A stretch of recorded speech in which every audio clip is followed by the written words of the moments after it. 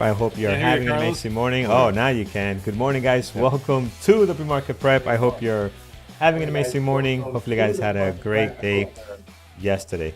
Getting an echo. How am I getting an echo? I think that was me. That was you. Oh, okay. Good. All right, friends, welcome. Peter, happy Friday. How are you, my friend?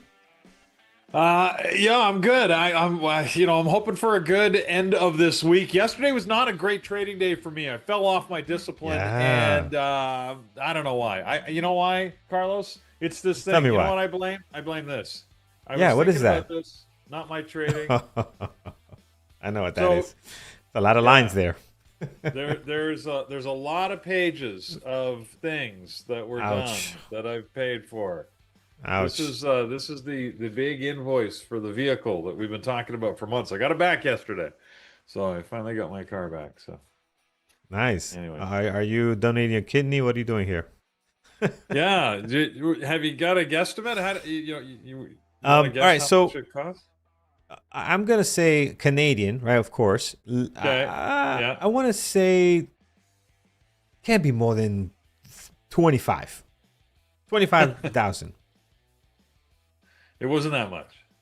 Oh, okay. All right. So what are we looking at? Oh, so it's not that bad.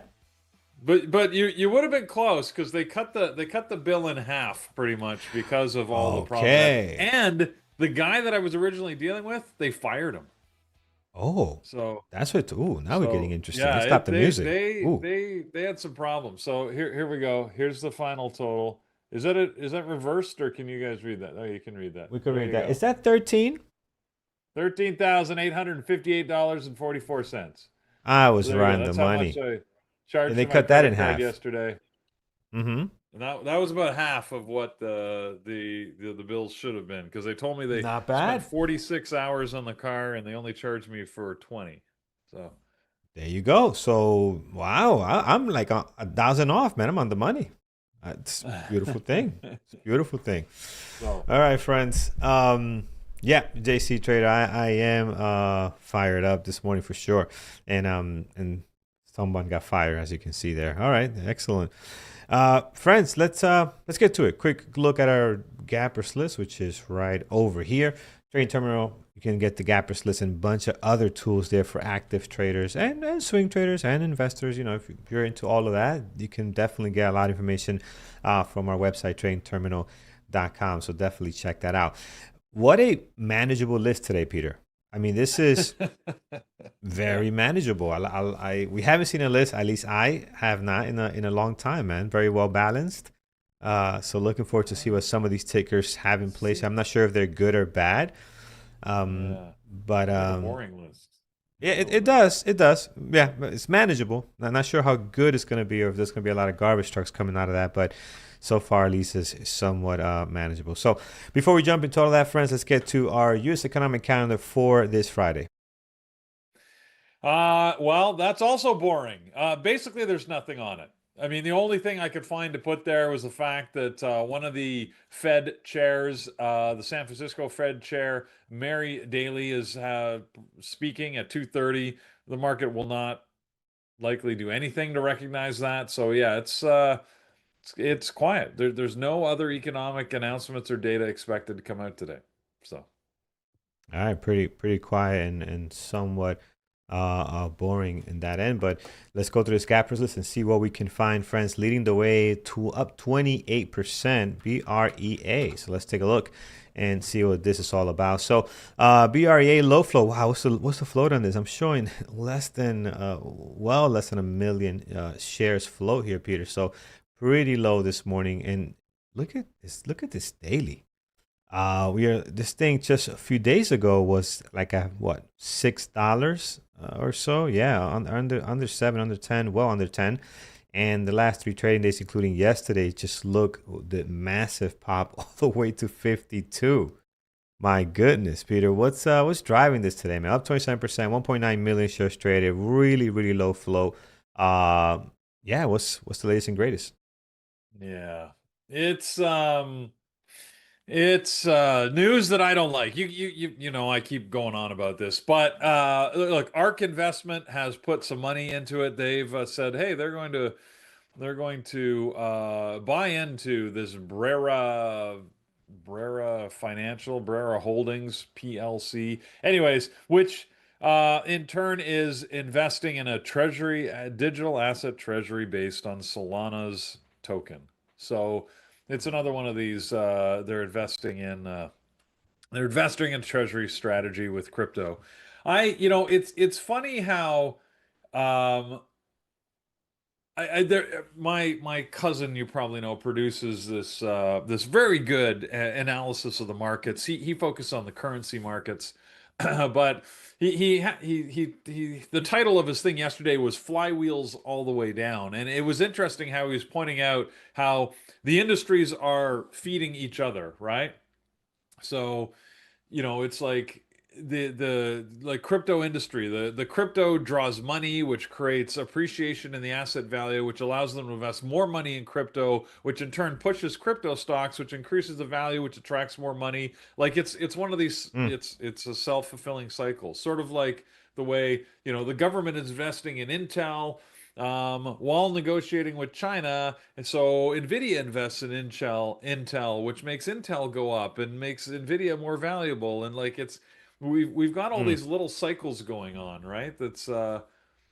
finding, and it's got to end somewhere, but it might be years before all of this ends. Who knows? It's fantastic how when you look at the market, I like we got to ride this wave. I mean, there's lots of trading opportunity, lots of money to be made in the short and medium term. Long term, I feel like it's got to end in tears somewhere. Like I lived through maybe the dot-com and the telecom boom and bust, right? And I feel like we're heading to another one. This is going to be the AI boom and bust, but I just don't know how long that's going to take, right? There's a Yeah. lot of money floating out there in the world, and it can continue to push this stuff for a lot longer than you might think it should. So Mm. be careful about taking massive long-term short positions because people have gone broke doing that. But I just think that at some point the cliff is coming.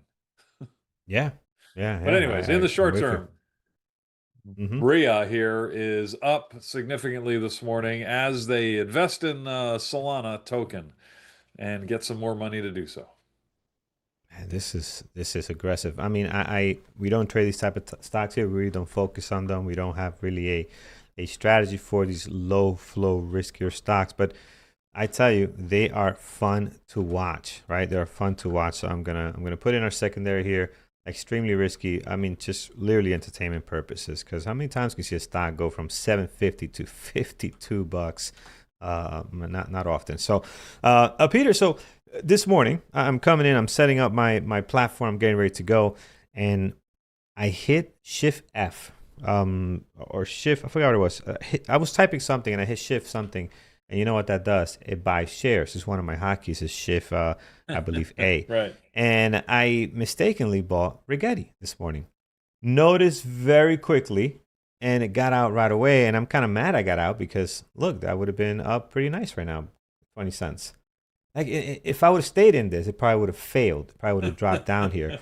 But since I got out right away, it's gonna make me look bad here. So, but yeah, be careful. I did not have my montage locked. So again, be careful with those hotkeys. Really mess me up, especially when it always happens when I'm typing something, right?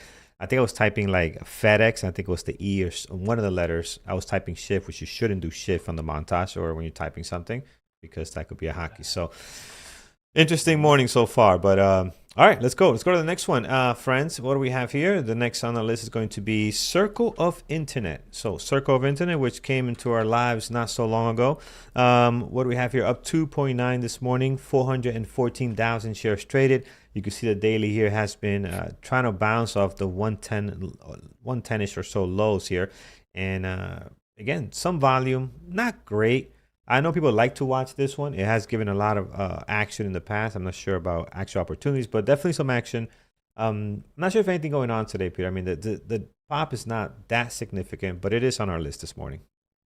Yeah, and it hasn't been on our list for a while, has it? I was actually mentioning this yesterday, and it was interesting that it is up today. But not, I mean, I feel like it's just there's a few of these.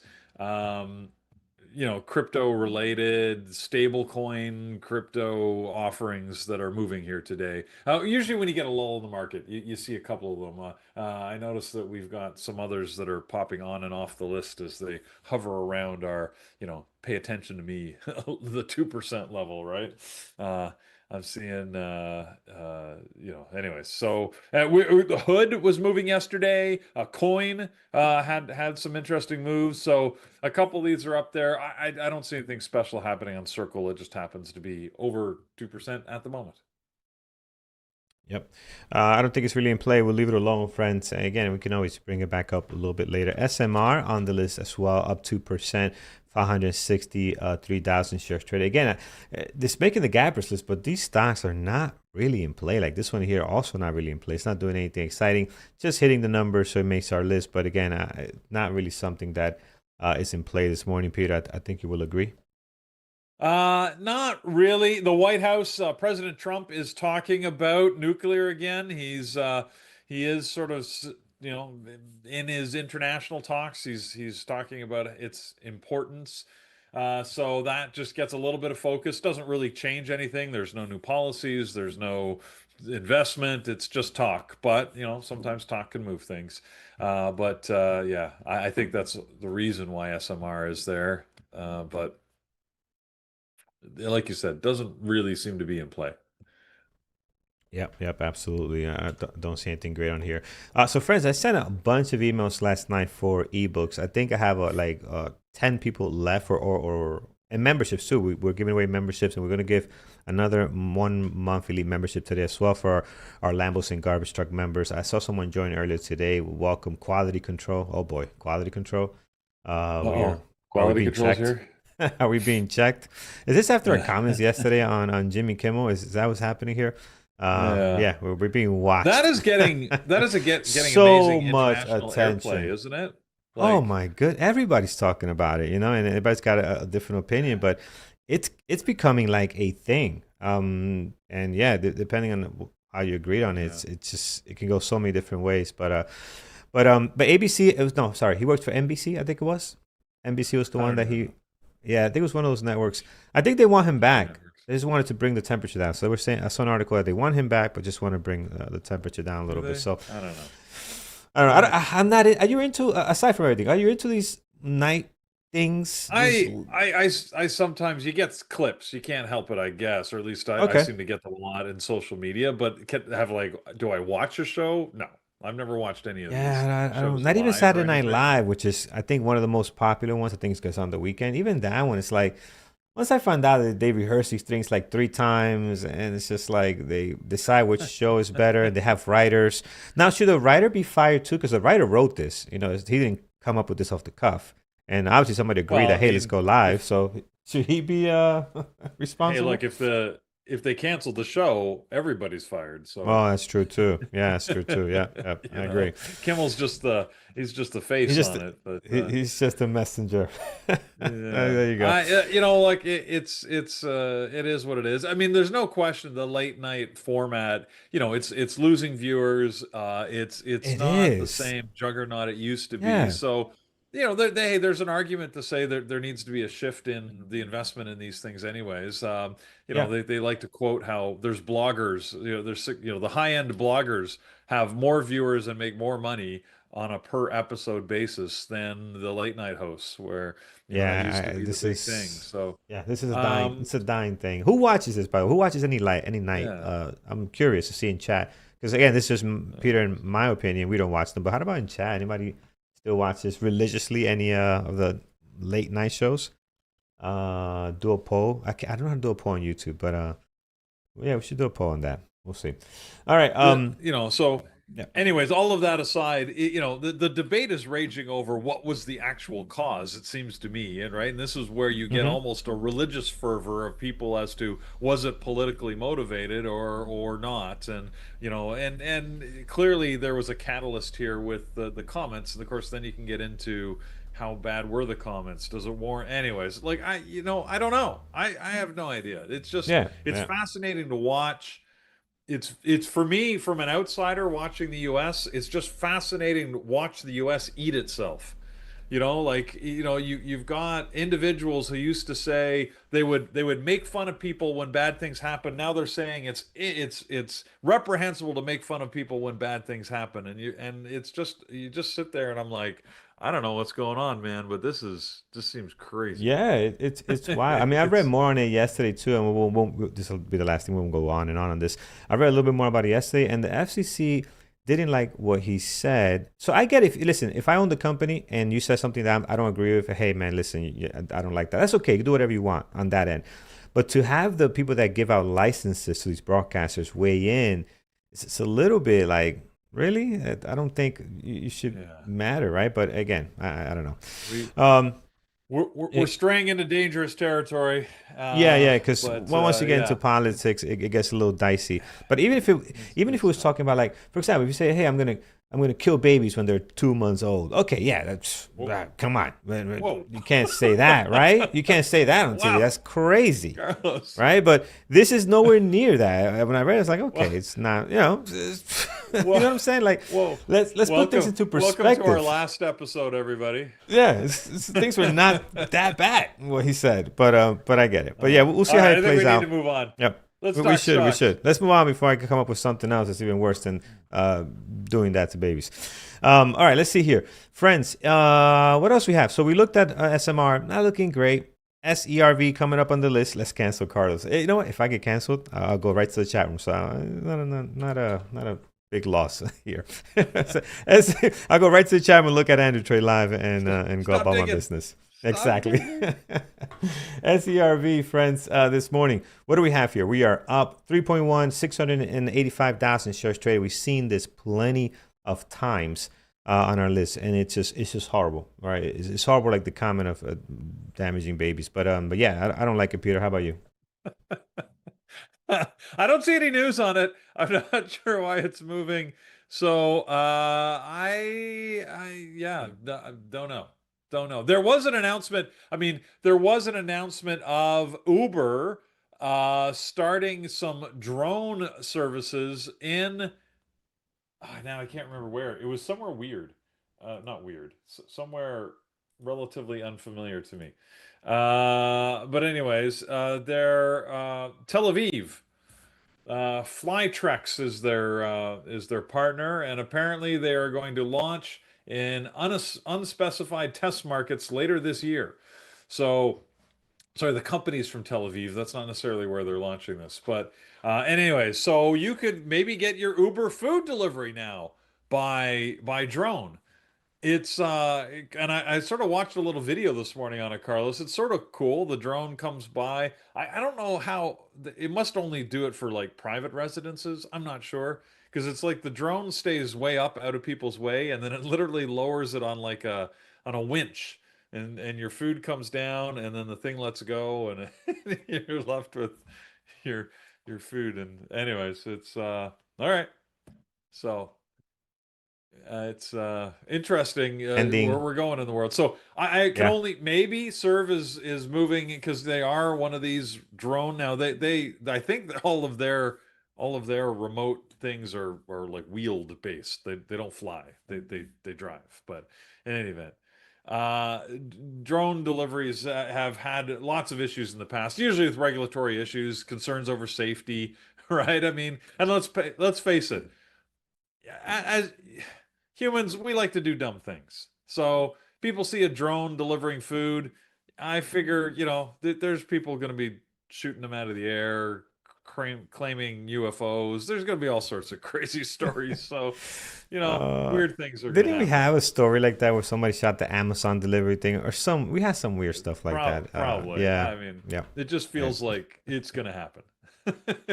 So Uh, I don't know. Anyways, I don't know exactly why Serve is moving. I can only guess. Uber doesn't seem to be moving itself on the news of their, progressing closer to drone delivery. So I'm not sure why Hmm. Serve would move, but I'm just guessing. So I mean, unless you're delivering dozen of different packages, that's going to be very expensive. I mean, these Uber Eats, I don't know how they make money. All right, let's take a look. What else we have on our gappers list? We got the list bouncing around a little bit. So now LWLDS, which I believe the ticker sounds familiar. yeah, it was a LWLDS. recent Yeah, it was in IPO. play. Yeah, it was in play a few days ago here. So doing some stuff right now. It's just started up 12.3, 251,000 shares traded. I don't see anything great on it. Cannot short it on SSR. Just a bunch of flags for me personally. So I'll leave this one alone, Peter. Yeah, and I agree. Nothing to see here.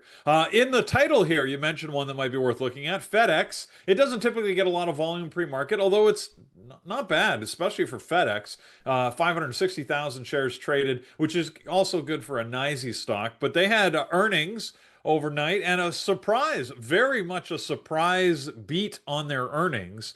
Now, that's offset by the fact while they beat their numbers in quarter, they did not change their guidance for the full year, which analysts were hoping to see an increase in guidance. But they said despite the impact the tariffs have had, it hasn't slowed down their package delivery business, which is where, of course, FedEx makes most of their money these days. So it's yeah, it's moving this morning.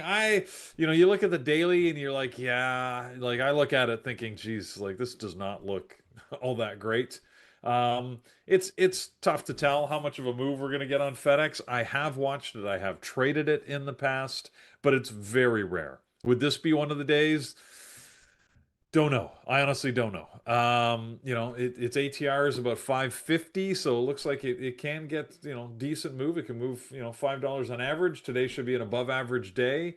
Um, I'm not sure, Carlos. I might put it on a secondary list and keep an eye on it just because, we're looking like we got thin pickings here. So, but Yeah, it's definitely thin this morning.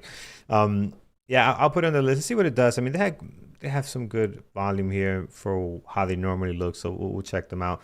Man, every time I look at this list, like new tickers coming up. Now we got ATMV leading the way with 3% gap up. So let's look at. Oh, that looks horrible. yeah, I don't know what that is. That's brutal. So we'll give if that a things are good jumping up like garbage that, can. you Yeah, know, yeah, they're probably pretty bad. Yeah. yeah. I don't know Oh, what there that you is. So go. Take it down river, Elon. yeah, take it down the river. All right, let's see what else here. As we get into more political issues and problems, let's go to PE, BE, my friends. Another one that doesn't trade very well. Their daily is awesome, though. This Bloom Energy is a great swing trading stock. I mean, 2 months ago, People, look at that, 25 up at 82. Man, that is a heck of a move. As far as day trading, though, they don't get great volume and they don't trade all that well. I've seen the price action before. It's not that interesting.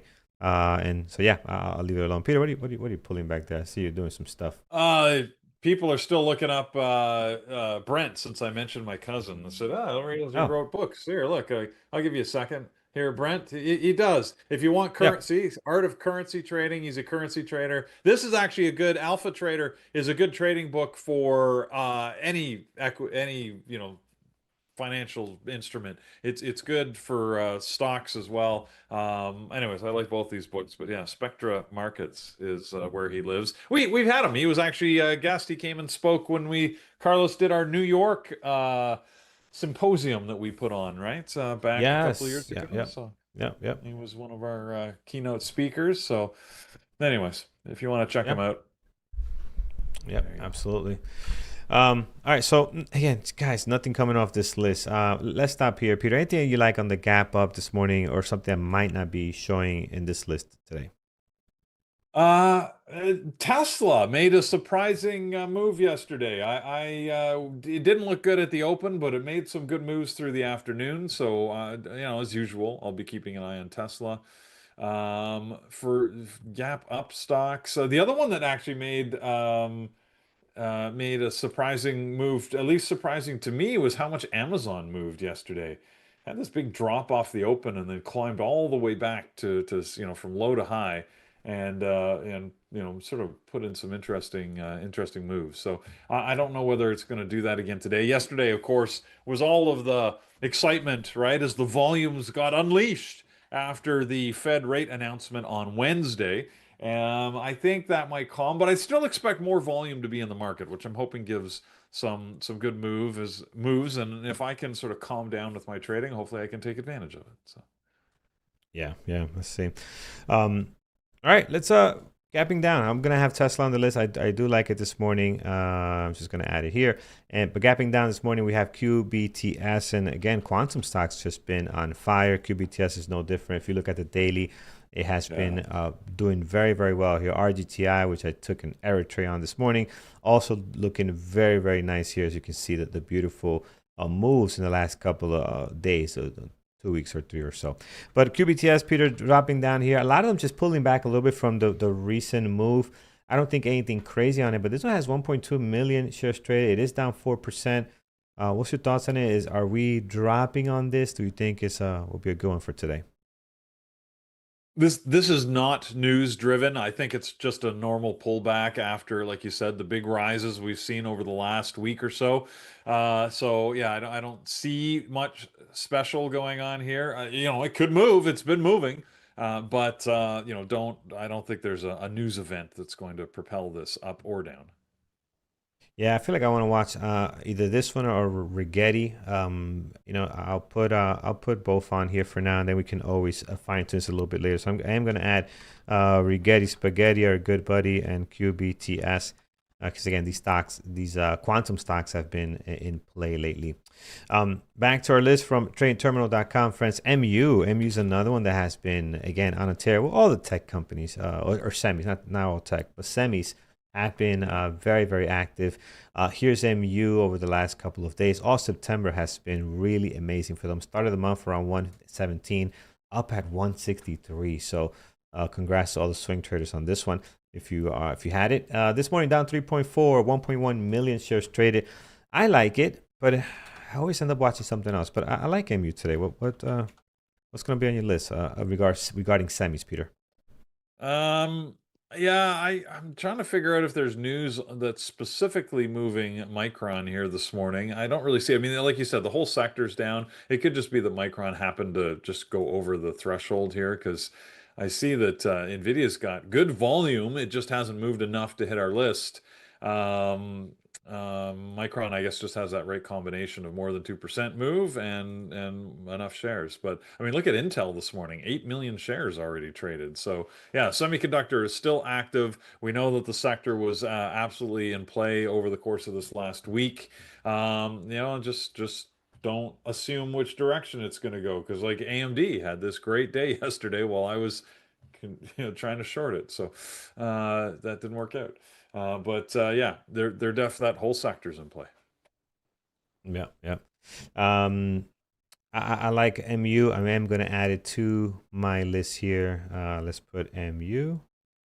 So MU there. And then I know you mentioned Intel and the other semis. Intel today, again, just pretty flat right now, right? If you look at it, not doing a whole lot. It does have 11 million shares traded. Did trade almost 523,000 shares traded yesterday. So it's has a bunch of stuff going on here. I think it'll be interesting. Maybe not on my main list because, again, we saw what this crap did to you yesterday, Peter. Is even when it is heavily in play, it's such a difficult stock to trade. And that's one of the things I dislike about Intel. I don't know. We'll see today what it does, but again, it's just a very difficult stock to intraday trade. Yep, agreed. It is, and hey, as much as I keep trying, I mean, I did actually have a good, decent trade on it this week, but it was one of those where it was very little risk range, and then I had to take the reward fairly quickly, and then I think we were trading that together after the open, Carlos, and it just sort of started going sideways on me, right? Eventually, it just Yeah. stopped me out, but. Yeah, it's one of those where you get into it, it makes an initial move, and then you're like, "Oh my God, this is so boring." So yeah, Intel's a tough one to trade. Yeah. Agreed. Let's see what else we have here on this list. Let's go back over here on the list. MU. We looked at Ion Q. QBTS. we looked at IonQ is on here. Let's take a look at that one. IonQ this morning. This has also been very active. I always confuse this for a quantum stock, but is it? It What sort is of this is. again? It Is it it? it sort of is. I mean, they've been sort of they've been on the periphery of the whole quantum stuff in the last little while. So and they got a bunch of press in the last couple of days, of course, because of the deal that they signed with the Department of Defense, or sorry, Department of Energy, to develop quantum technologies. Space, quantum in space is what they agreed to develop. But anyways, so yeah, you're right. They haven't been one of the core quantum stocks we've talked about, but they definitely are playing. They're definitely playing in the same sandbox. Yeah, yeah. Do you like it today? Are you gonna have it on your list? Uh, you know what? I am. I'm going to be watching it only just in case it moves. Even yesterday, when there was a lot of stuff that was moving, if you look at the sort of what it did over the course of the day yesterday, really hard to trade, bouncing up and down. Like look at that, like boinga boinga. Like that's tough stuff, right? Because it's got these ranges. It's bouncing here, but oof. I mean, you got to get in and out at the right times, or yeah, it could hurt. So. Yeah, it definitely can. I feel like we might the daily kind of showing like we might be getting into like some kind of pullback opportunities here after such a beautiful run over the last couple of days. Same thing with some of these other ones, Rigetti and so forth, that have ran pretty nice on here. So again, on the fence on it, maybe on the secondary for now. We can always come back and put it up here, bring it up higher. So IonQ on the secondary list for now. All right. What else? Trading terminal. Let's see here. We looked at MU. CLSK doesn't trade very well, but let's take a look at it either way since we don't have a whole lot to go through here. Down 2.3, 835,000 shares traded. So again, not much going on there. Big day yesterday. This is why you're seeing it here today on this pullback. Peter, again, clean spark. Normally not a great intraday trading stock. No, I mean, these are all sort of related to the price of crypto and the crypto market, which has been very quiet recently. Like, really, if you look at the sort of price of the underlying assets, they haven't really gone far. Bitcoin, 116,206, which frankly is, a little higher than it was a couple of months ago, but not by much. I mean, it was at this exact same price back in July. So we haven't really gone anywhere on Bitcoin recently. Some of the others that we look at, Ethereum, sort of the same story, right? I mean, it's higher, but it's been here for about a month now. So people are, let's go crypto. Come on, man. I thought it was supposed to be to the moon. Let's go. Yeah. Yep. Solana's Yep. another one that people keep talking about. Solana's a weird one because there's a lot of treasury strategies, it seems like to me, investing in Solana, and maybe because it was so significantly down back at the beginning, the first quarter of this year. But it's not even at its highs. It was much higher back in January when it was $250. Now it's sitting at $240, 241 to be specific. So, anyways, crypto feels like it's like there's all this money flowing into it, but it doesn't seem to be moving the price, which I think should make people nervous who have all their companies invested in these treasury strategies. But I suppose their argument would be they're doing this over the long term, and I guess they can, as long as they've got the cash reserves to hold out, right? All you have to do is hold and wait, and eventually, if it does pop up, then they can start to take advantage of it. But the statement of being a treasury strategy means that it implies that they're buying and holding forever. Diamond hands? I Hmm. don't know. So when are they allowed to sell within their own strategy documents to take advantage? Like, how high does it have to go? It will be interesting to see what happens. I feel like we're gonna make a lot of, remember the GameStop millionaires, or all these people, they were like just holding when you're like, GameStop is ridiculously priced, sell. And they're like, no, it's going higher. And then they lose everything. So I don't know. Yeah. Yep. We'll see. Yeah, we'll see it. Not a fan of it. We'll leave it alone for now. Peter, anything else you like this morning that's gapping down or not on this list? Well, you mentioned the semis. That's top of my list to keep an eye on. PLTR also gapping down slightly this morning, but it's just generally good play. Carlos, you should be pretty happy with PLTR today after it gave you an awesome trade Yes. yesterday. Yeah, it sure did. I'm definitely gonna put it on the list. Tesla was another So one that yeah, we traded yesterday, so those two are gonna be added on here. Again, these yeah. two are just great stocks to just have on deck every time, right? Because they get the volume, they can move very well. It's easier to read the price action than some of the other stickers that are around, like a circle of internet, right?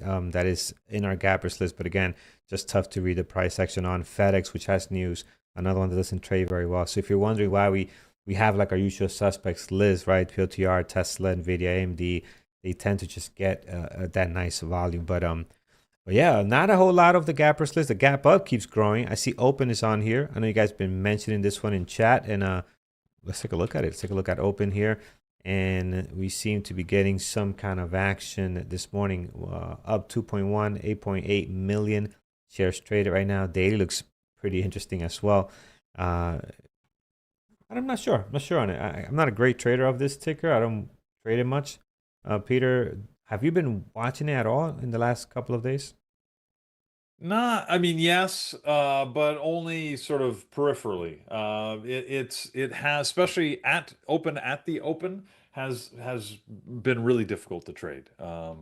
So it's not one that I love. I don't like the price action. I don't think it's got the right balance of institutional shareholders and retail traders. I think it's much more retail driven at this point. So it just makes it a little more erratic. They did have news in the last couple of minutes that they appointed a new CFO.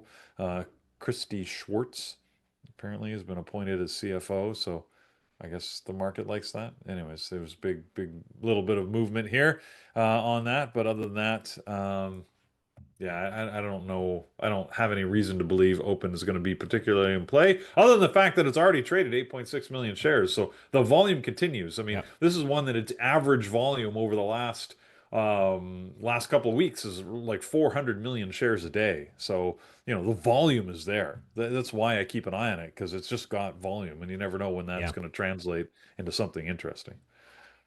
Yeah. Gonna add that to my list as a secondary. It is in play. I know a lot of people will be watching, so we'll look at it throughout the live trades today. But again, just for me personally, the way I trade, it's not one that I'll keep an eye on.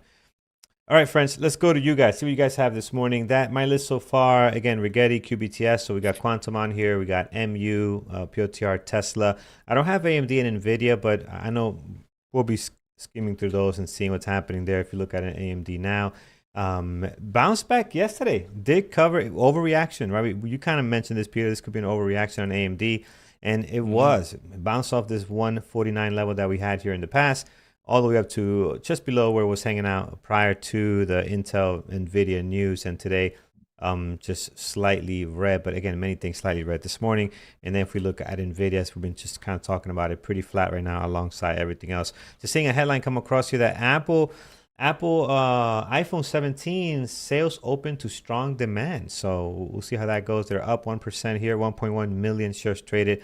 I think Apple will be fun to watch today. Hopefully, let's see. I'm gonna add it to my list here. I got way too many. This will be the last one, unless we can find something better and kind of flip flop things a little bit here. All right, let's take a look at our chat. See what you guys like this morning. We'll start with Brian MSTR.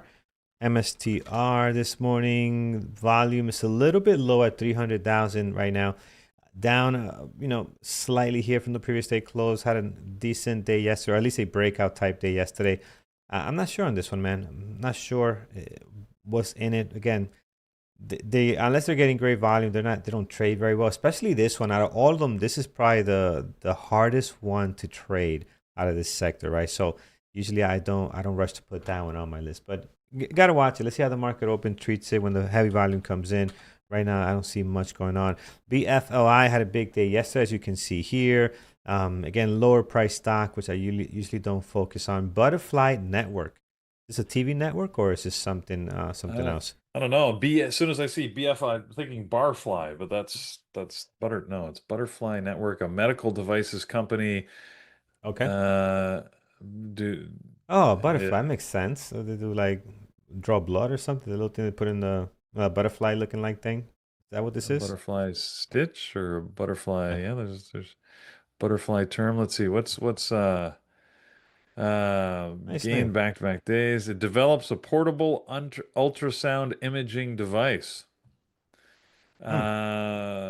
Okay. Okay. So Yeah, I don't like it. I'm not sure. It doesn't feel this news is hard to decipher here. So it feels Yeah. like yeah, not good enough. And again, lower price stock, so just be careful. What's the float on it, by the way? I don't have it handy, but just be careful on that one. All right, what we have here, CLSK, we looked at Bushang. I don't love it. Again, it is on our list. If you like the way it trades, you could definitely take a look at it. But I'm not a big fan of that one. Circle of Internet, Steve. Yeah, this is one. Did I put it on the list? I did not. I'm on the fence on it. I know it can trade very Uh-huh. well. Today's daily does look great. Like it wants to continue to break out here from the recent highs of the last two trading days. I'm not sure. Up 3.2, 467,000. Daily looks much better than the pre-market itself. So there could be something happening there. I don't like it better than anything that I have on my list though at the moment. And I have a lot on the list, right? So Steve, if you're going to be looking at that, let us know if you see something great happening. But yeah, it looks like it wants to continue to break here in the pre-market. Peter, I'm not sure if you mentioned if you're going to be watching this one or no. Probably not. No, to be honest. Yeah, yeah, it's a tough Uh, one. It's a tough one. One, Gary in our chat room has been watching and actively trading MSTR for the last couple of days. It actually Yeah, made some really good moves yesterday. I'm not sure what to expect. It seems pretty quiet today, but yeah, it's kind of like yeah, wait and see how the volume comes in on this yeah. one. Maybe it's a breakout opportunity. Is it just them? What are the other tickers? Is them? What is it? Is it Mara? Are they doing anything else? Yeah, Mara, I mean, I always think of the CRSK, bucket mm-hmm. MSTR, ClearSpark, Riot, Coin, Riot. Oh yeah, Robin Riot. Hood. Yep. Hood is another one that people are watching. I think we've mentioned that. Coin we Yeah. haven't talked about in a while, but it made a great move yesterday. Yesterday was went off yesterday. I remember that. Mm. Again, they're all just pretty quiet right now. So maybe a second day play when the volume comes in, but right now there's just not a lot to go all off in this pre-market on a lot of these coin type tickers. So, all right, friends, how about over on YouTube? What do you guys like this morning? CL, we talked about that one. Four corners, ASST. Wow, look at this thing. Hit 12, 50-ish or so, and then right back down to 4 in the last couple of days. I think it's done. I think the party's Yeah, over on this. So yeah, careful. it's done. Yeah, I think the party's over. So careful if you're gonna be watching that one. AMD, we did talk about the semis. They're pretty quiet. AMD looks the most interesting though because of the move they had yesterday. But again, just gotta wait for the bottom to come in here and see what it does. Nvidia, same thing, pretty quiet right now. All of them just quiet. Intel, we have not pulled up yet. Actually, we did talk about Intel because I have it on my secondary list. And again, just let's see what happens. I have my chances of trading these tickers are slim to none. I'm not a big fan, so but I Mm. like to see what takes place, especially after such a big news here.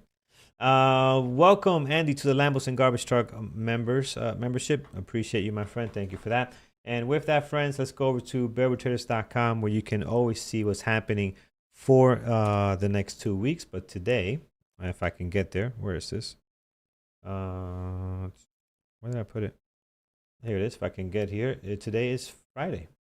It's Friday, which means it's not only quiet out there from a news front and in economic events, it's quiet at the Bearable Trading chat room. In fact, the only thing that we typically do on Friday is Mike hosts his introductory session to help orient people who are going to the Peak Capital Boot Camp. This is focused on those that are attending a future boot camp to help you prepare for what you can expect. Because, like I had my team meeting yesterday, Carlos, and I'm sure you get similar feedback, it's pretty intense. Once you get into boot camp, those 3 months, we throw stuff at you all the time, right? There's so much learning opportunity from the live training that happens every day to all of the webinars all week. There's like a dozen of them every week. And there's just tons of stuff, right? So it's a really intensive learning opportunity, and it's good to sort of get yourself prepared for it as much as possible. So this session will help you. It's by invitation only. So you would have, if you're a future boot camp participant, then you should know where to go. Go to the P Capital Trading website, you log in,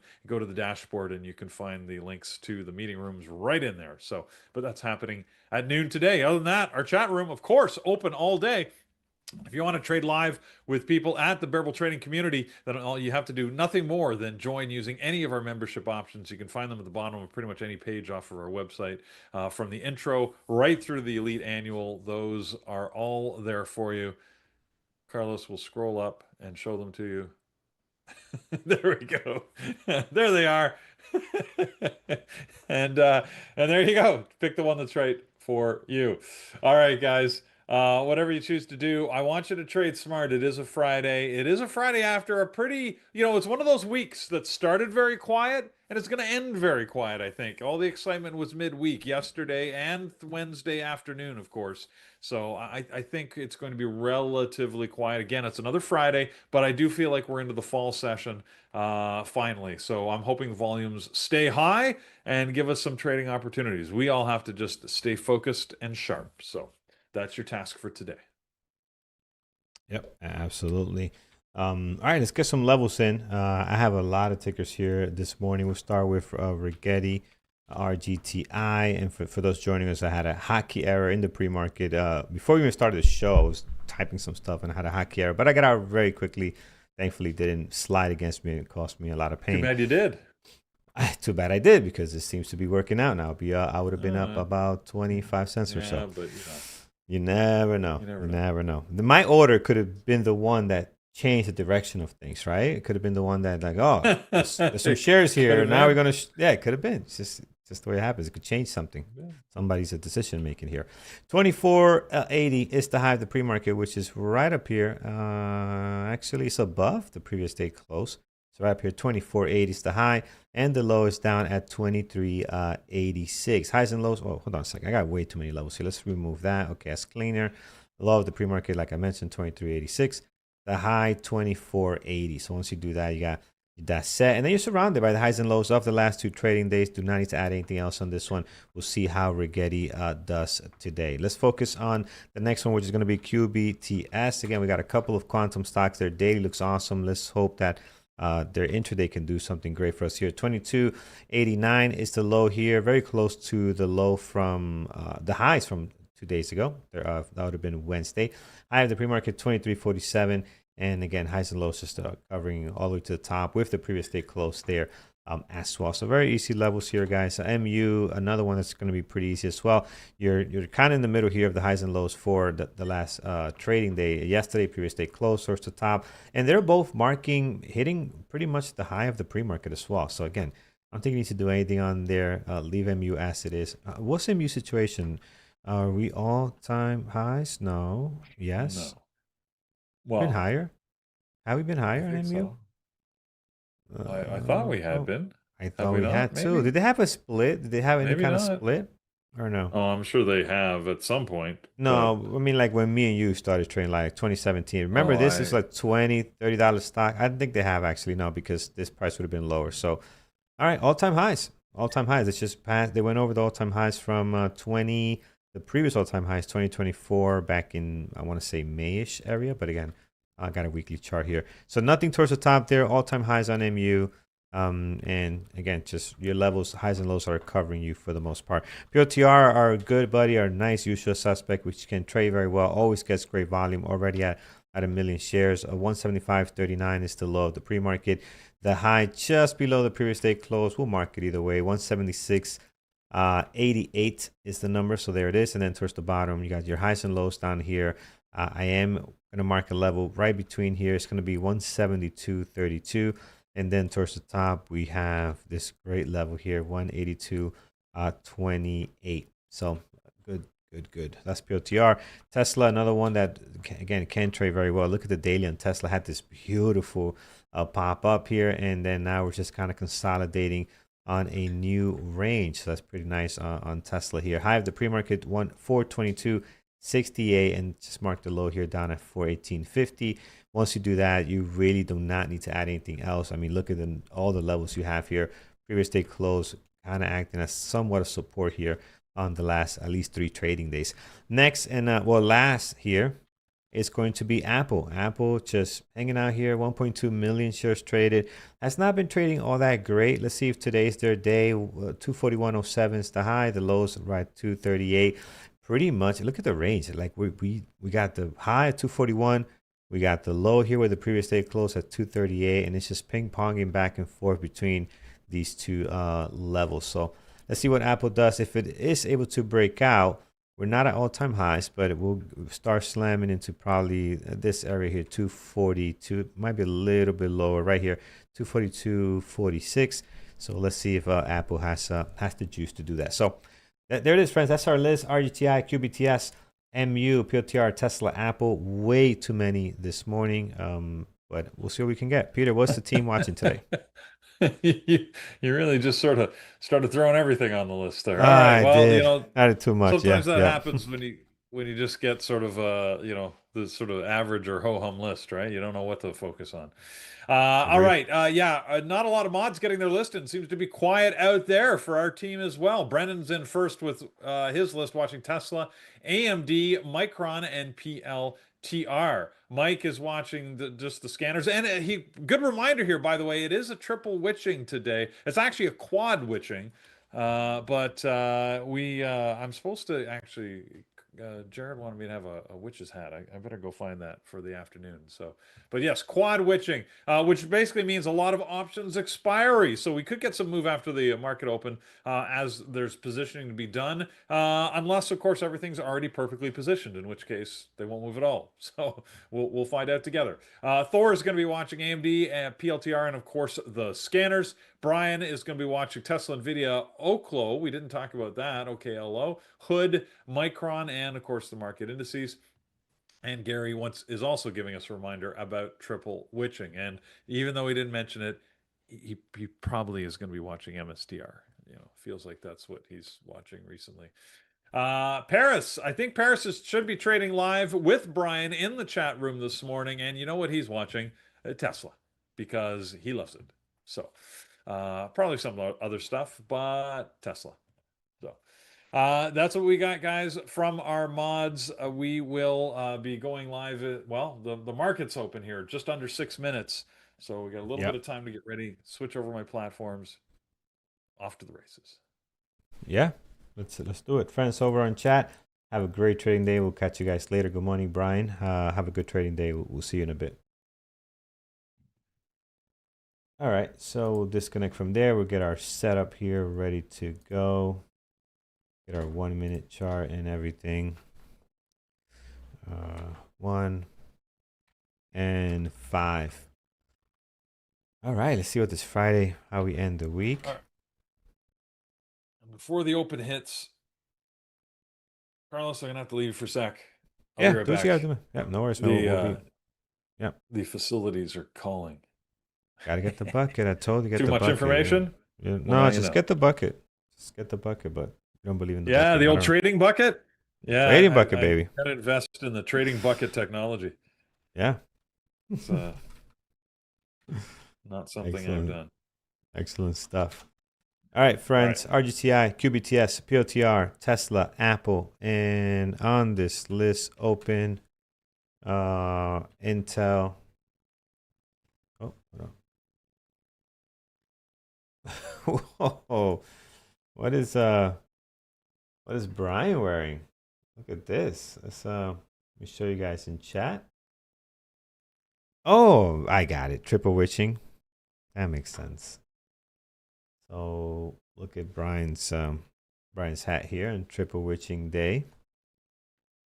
Makes perfect sense. There it is. Paris getting ready to go in chat. Can we listen in? Let's see what unmute tab. See if this works. Day. Nice. You look good. Nice. You look good. There it is. All right. It's doing his thing there. Awesome. All right, friends. Let's focus in. See what we got here. Open INTC. I'm like, wait a minute. Is it Halloween? Yes. Kind of early, Brian, but no, he's triple witching, quad witching, whatever witching it is.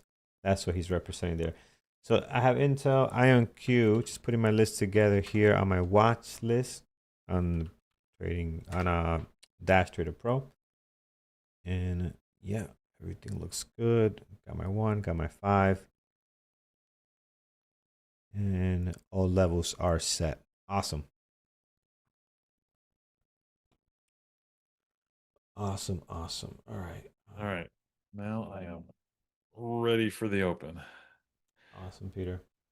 Did you guys see Andrew? Did you guys see this? Let me see if I can bring this up. How can I do this? I'm not sure if you saw his Instagram lately. But again, this is the stuff he likes, man. How can I replay this? This is the stuff he's into. Oh yeah, that's his oxygen mask. Yeah. Yes. And Brian has got his witch's hat on, so he's ready for triple witching in the I chat. saw the chat that too. Yeah. Let's see what we got here. Can we play this? All right, guys, so testing the oxygen for going up. You can control the flow, how much it comes. And this is almost full tank. So above 7,000 meter, we use this one. We sleep on it like that as well. We are asleep on it. Oh boy.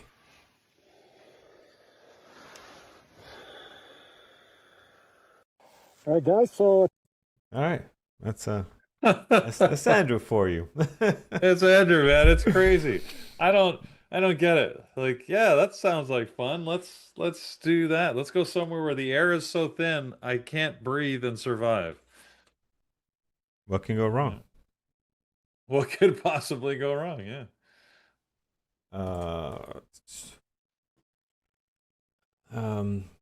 right, Rigetti taking off here. Oh man, beautiful. Look at that. Doing some stuff. Take trying a trade to go in green. I should have just kept my trade. I didn't even think about it. I just got out. I should have just let me see what happens. Because if you look at it, right when I got in, the next I didn't have to wait long. The next candle would have been in with some cushion already, right? Set my stop to break even if I don't want to risk anything. Coulda, woulda, shoulda, man. You never know.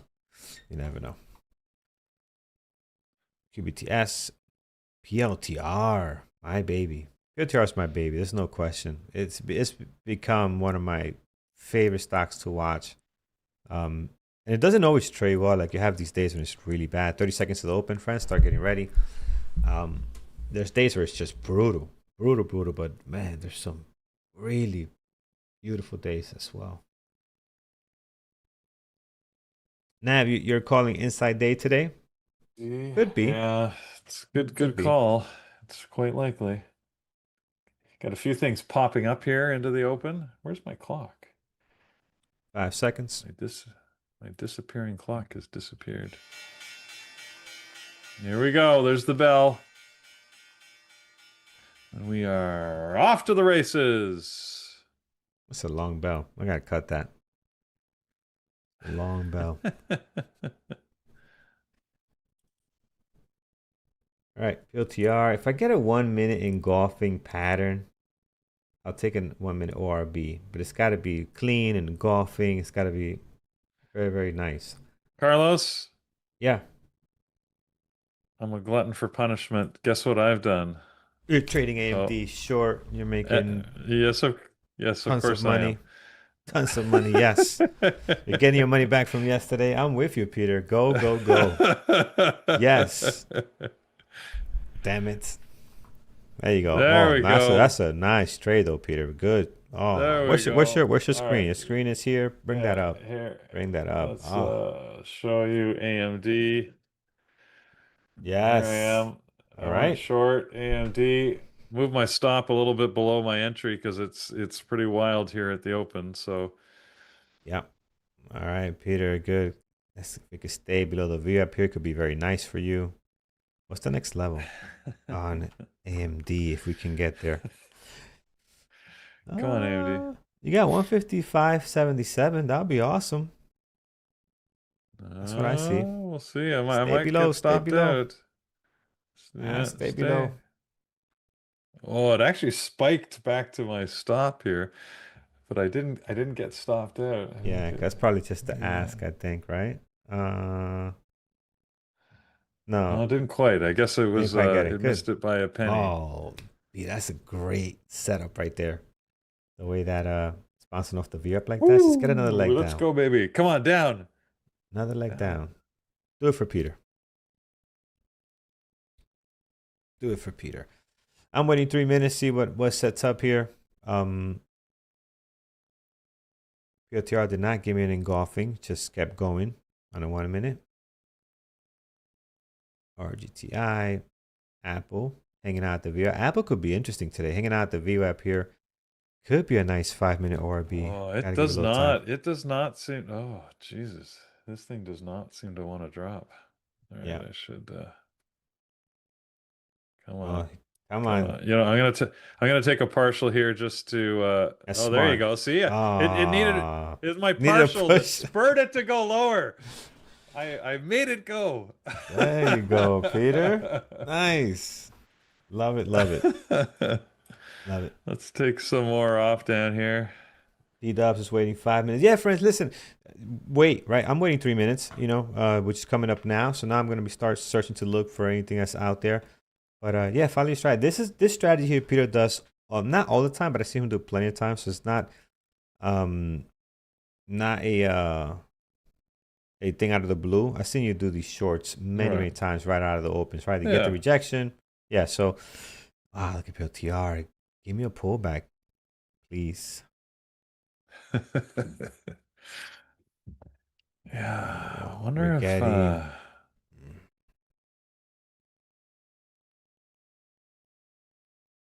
Apple open back below the VWAP. Open is nice. Can we short open? Yes, we can. Open back below the VWAP. Look at the rejection on the 5-minute on open too. That looks really good. I like open for a short, guys. Let's see if we could retest the VWAP. I really like this for a short. And then it could be right into the 5-minute ORB. No. Pull back. Wow. The bids on open are just nice. Not pulling back. Oh.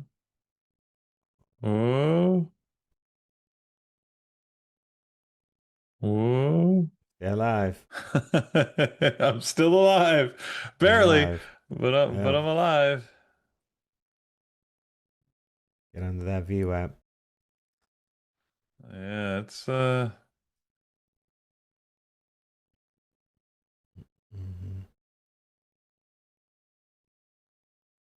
it spiked there. I was gonna add to my short trade, but it's just that spike higher was a little too much to add to it, so I gotta wait and see. Yeah.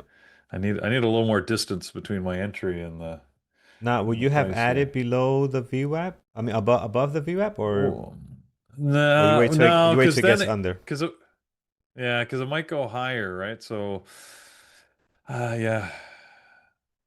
See now it's looking better, but it's still so close to my entry. I mean, these days 50 cents for AMD is a very manageable move. So everything is just going, guys. PLTR is going higher. Yeah, everything is just going here, friends.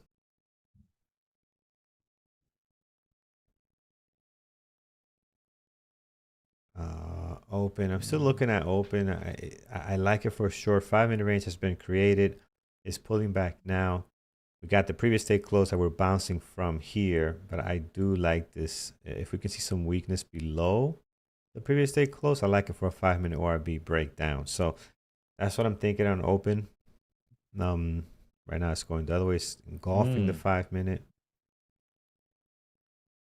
Yeah, QBTS and Rigetti both moved higher here at the open. Nice. Yeah.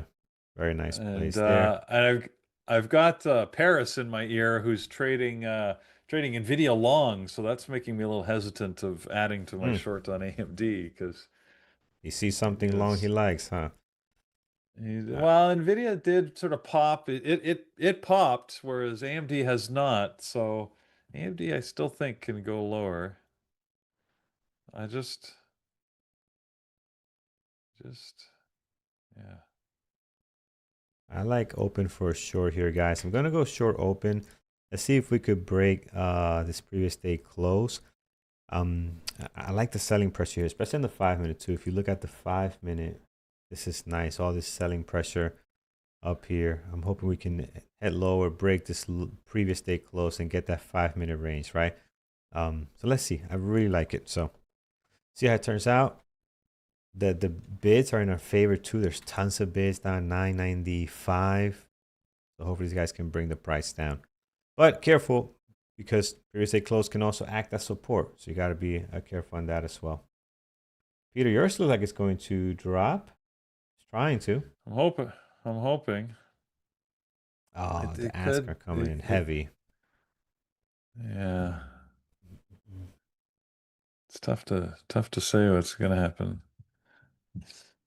It's getting some support here on AMD, so I don't know. Yeah. I don't know what it wants to do. It's really just hanging out. There's my alarm again. All right, it's all good.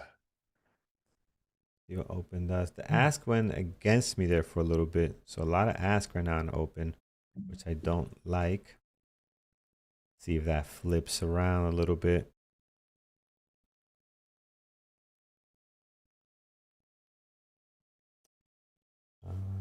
Yeah, we'll see. We'll see. There it is. Come on, look at all go get those bids. Just go pick them up, all of them. Let's eat them like Pac-Man, baby. Well, Yum yum yum yum yum yum. I think that's the song sound, something like that. Yum, yum, yum. Oh, who did not love Pac-Man? What a simple game, very enjoyable. You know what? I never liked Pac-Man, but I loved playing Miss Pac-Man. What's the difference? She had a bow. She had a bow, right? But well, she had different stages too. Like she, yeah, it had different levels, and come on. I don't know. I got very familiar. You know how like I could like without even thinking get through the first 5 or 6 levels, and then you actually had to start working at it. Anyways. Okay, beautiful. Let's see. Oh, there you go. You here. Got the drop. Yeah. Let's see if we can get a little bit lower. The bids are there, but you know, we'll love to see another drop on open here.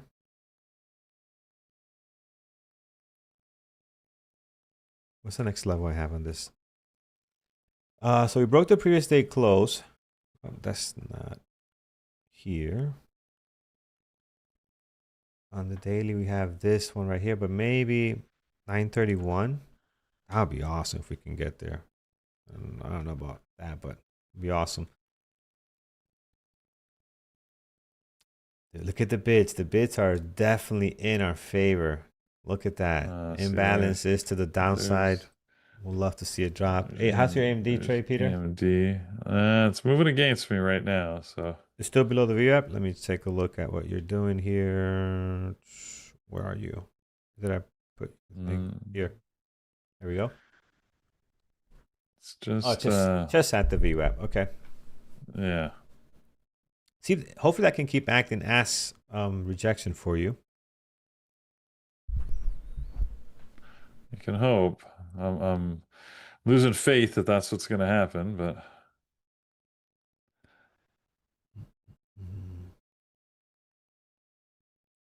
I think we might be getting ready for another leg on open here. And we got another level coming up. What is this? I have a level down here. What is that? 979. There you go. I just got stopped out on AMD, so we're out now. All right. See if Open can get the job done for us here today.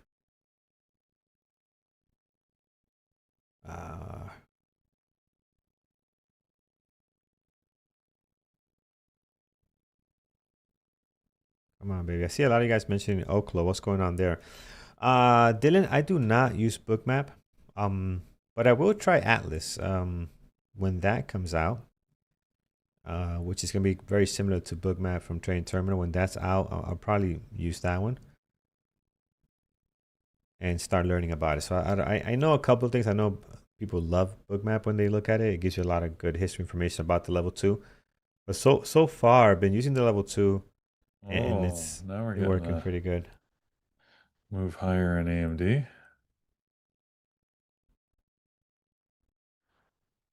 Open is struggling to sell lower.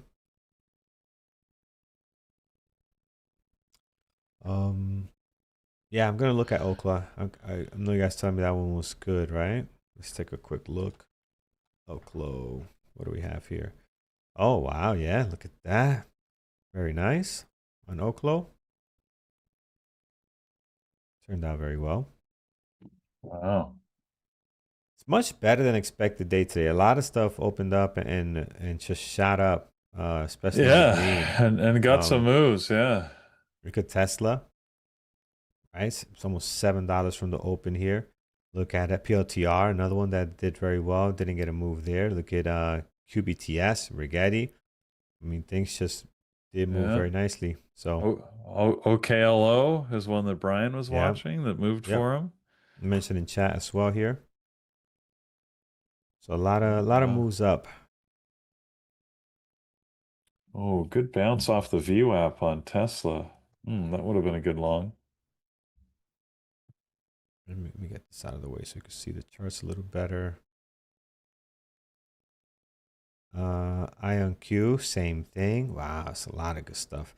All right, open. I took a partial already. I might get out. I don't want to go in above the previous day close. I want that to start acting as resistant and get lower. 950 area will be awesome. But we're getting a little bit of a bounce here. Is AMD able to get green? It did for a second.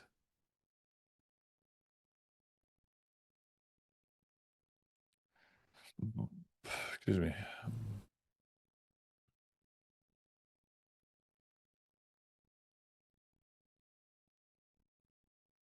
Open it's going to take its time here, huh? If it's going to work. It's going to make me wait.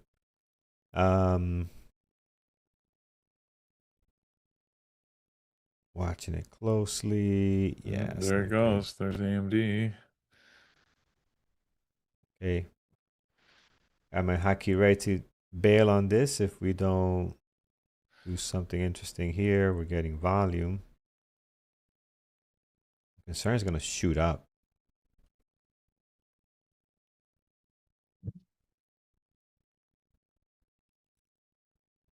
But the bids are in my favor. Like the level 2 is kind of in my favor a little bit here. Jillian, I know PLTR. I was watching PLTR. I wanted a pullback to take. Oh, look at the bids. Look at the bids on the open.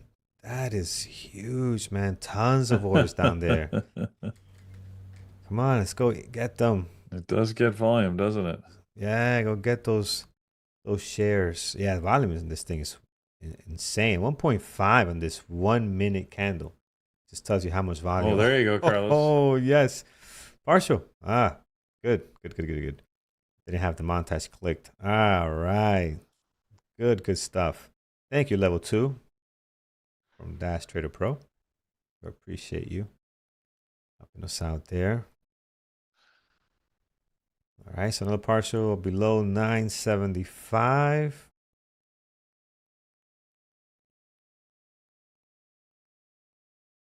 And now we have a very nice trade. Yeah, Walden, PLTR was Beautiful, man. Look at this thing.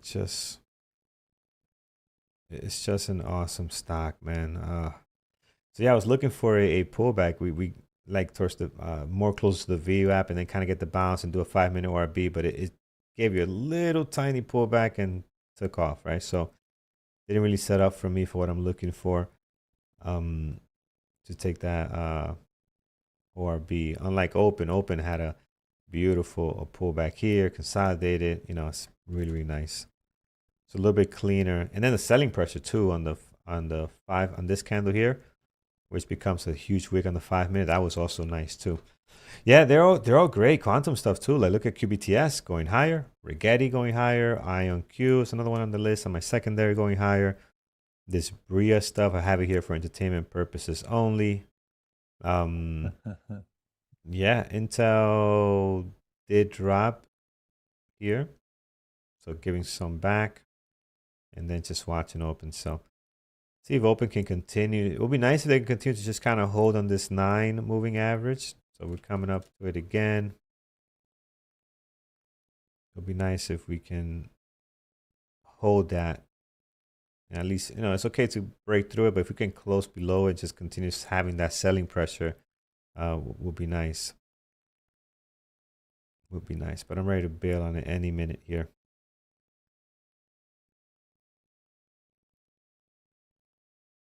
Is the foundational education the same as the basic membership?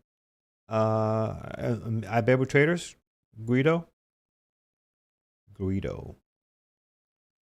If you, well, it's not the same. You got more advanced videos on the higher memberships, but one of the things that's good about the higher membership, like the Elite Monthly or the Elite Annual, is the webinars, man. You get access to the webinars, and that's where a lot of the recorded webinars are. The more advanced stuff is going to be there, so that's really what you want, you know. If you just want to be part of a community, if you have a strategy set already, yeah, you could just do the basic and get access to a chat room. But if you want the advanced stuff, the Elite is pretty good.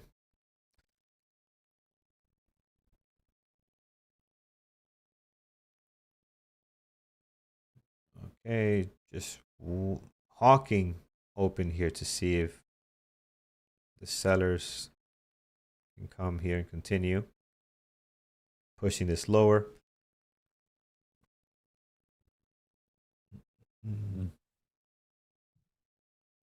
Hope they do for you. Yeah. My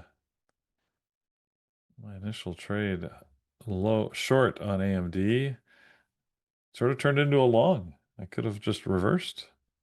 Yep. All right, so Open is doing higher highs, higher lows. I really want to see a red candle in here. Are we changing directions? Really want to see a red candle sometime soon. So question in chat is, do we have videos how to hold winning trades longer? That's my main problem.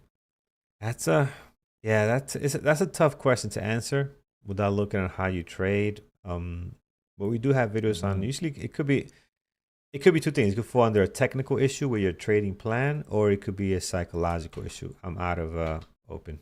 I think it's gonna break through here. Yeah, there it is. All right, but good trade so far. I did take some good partials out here on Open, and could be a long setting up here, but I don't trust it for a long. So yeah, it could be a technical issue with your trading plan, or it could be, if you have a trading plan that should be allowing you to hold longer on your winners, then it could be a psychological situation, right? So we got to figure out which one it is. There's help for both, and then at the end of the day, the help is not going to fix the problem until you start actually practicing and putting it into place and practice, and stick to it. So, and also the reality of things, right? Like my trade yesterday was a Tesla POTR. It was POTR. Just, you know, I traded my plan, but by the time the stock was done moving up, if you look at it without knowing what the plan was, without seeing the live entries and the live trades, you would have been like, why you took so many shares so early, right? Because the stock just kept going. So you can't account for both. I mean, it just really kept going. Right. Like, it's insane. But you can't account for both. So we got to really look at what it is that you're doing exactly. You know?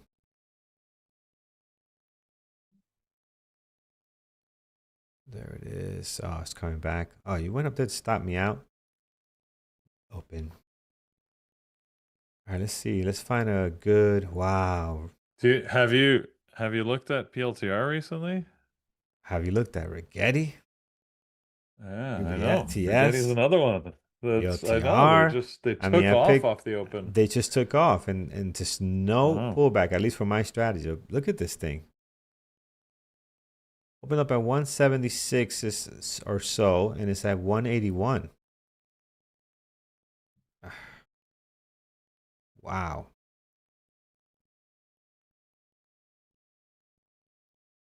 Quantum stuff. Hot, hot, hot, hot today. Apple is just so garbage. Let's give Apple the garbage truck with their 17 iPhone sales crap there. Garbage truck for you, man.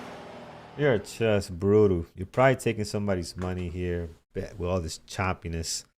Man, prompts, I don't know, man. I see it coming up to the view app. I don't trust this stock one bit. It's, I mean, like someone mentioned, I don't trust any stocks, but this is just garbage. Like, look how well everything else is trading. Apple, learn from these people.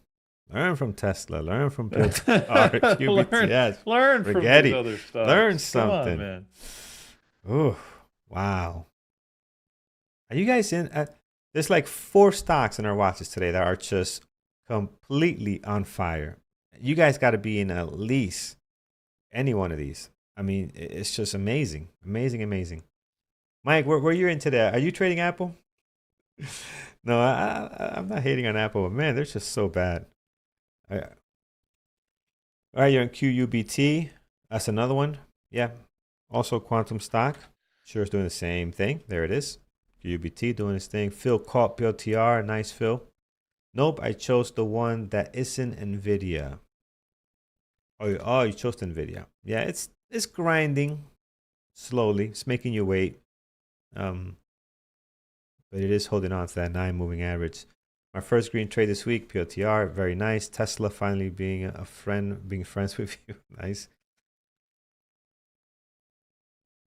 Jose, which one? You traded SMR. SMR was on our gappers list. Also did well. Wow. This market is just, and it's not even the SPY pushing this move out, like the overall market, right? It's just the sectors are just doing their thing. Because if you look at the Qs and the SPY, it didn't take off right away at the market open, right? So it's just kind of giving an overall picture of the market. It's not the entire market moving. It's just these individual takers are just on fire right now. Yeah. Question is PLTR. Wow. Oh, this out here. And Nor, congrats, Nor. You called the drop yesterday. But is this your full-time job? Is it full-time? We trade to 11:30. It is an awesome gig. It's an awesome gig. But yeah, me and Peter, when we get that question, this is our full-time job. It depends what full-time is for you, right? I don't trade all day. Yeah. This is all I do, right? But I don't trade all day, right? So we trade a couple of hours, the market open, and then we go about our business, right? So it's not a full-time job. And when it comes to, actual monthly withdrawals, that's all up to you. What do you need to survive? What considers this a full-time, or not a full-time job, but like what considers it worth your while, whether you can not have to do anything else as far as income, right? I'm still looking for other things to look at far as income, right? I want to have different source of revenues. So I got an apartment I got rented. I'm working on my second one, which is a lot more difficult to get the second one. But it's, you want to just have different source of revenues, right? Be a landlord. That's always tough. Yeah, I've been lucky though, Peter. My tenants have been so great, man.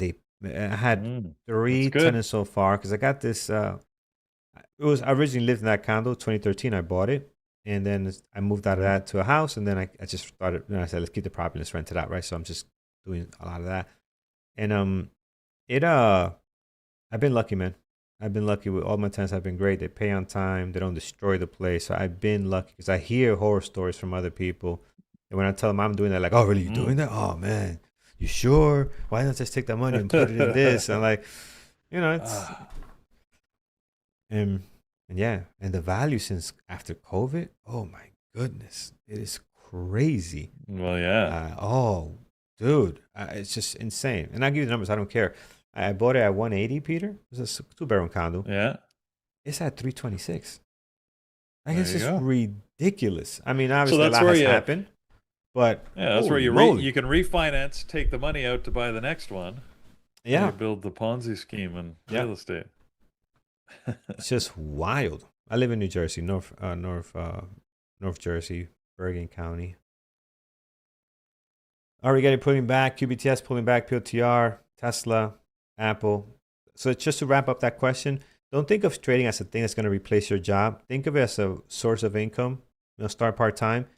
Keep your job. So it's a source of revenue. Maybe you don't like your job for now, but just keep your job either way, and then see what other revenues you can build to have that income. And if you decide one day, hey, you know what? My other source of revenues, including trading, including this, is making up the money that I don't need to be in this job. Maybe leave that job, find something else, and do part-time. Figure that out. Think about benefits. Benefits are not cheap. So if you don't have a job, how are you going to get benefits? You got to think about this whole thing through. It's not a one set answer. So be very, very careful on that. Plan it out right. And don't rush it. Market's going to be here. We're going to be here. Hopefully, we don't get canceled. And we'll work this out together. I don't know. After this morning, you never know. After this morning and yesterday, things are looking risky. Friends over on YouTube, man, hit that thumbs up. We appreciate you guys very, very much. We're sitting at 243 likes with over 1,000 people watching. So thank you guys for all the support and hanging out with us this Friday. Yeah, let's try to get to 400. 400 is our goal here in the channel. You miss New Jersey, really? Who misses New Jersey? Joey Rogers misses Joey New Jersey, Rogers. he says in the chat there. You do. Where do you live now? Maybe is it worse than here? Maybe, or where are you now? If you don't mind us asking.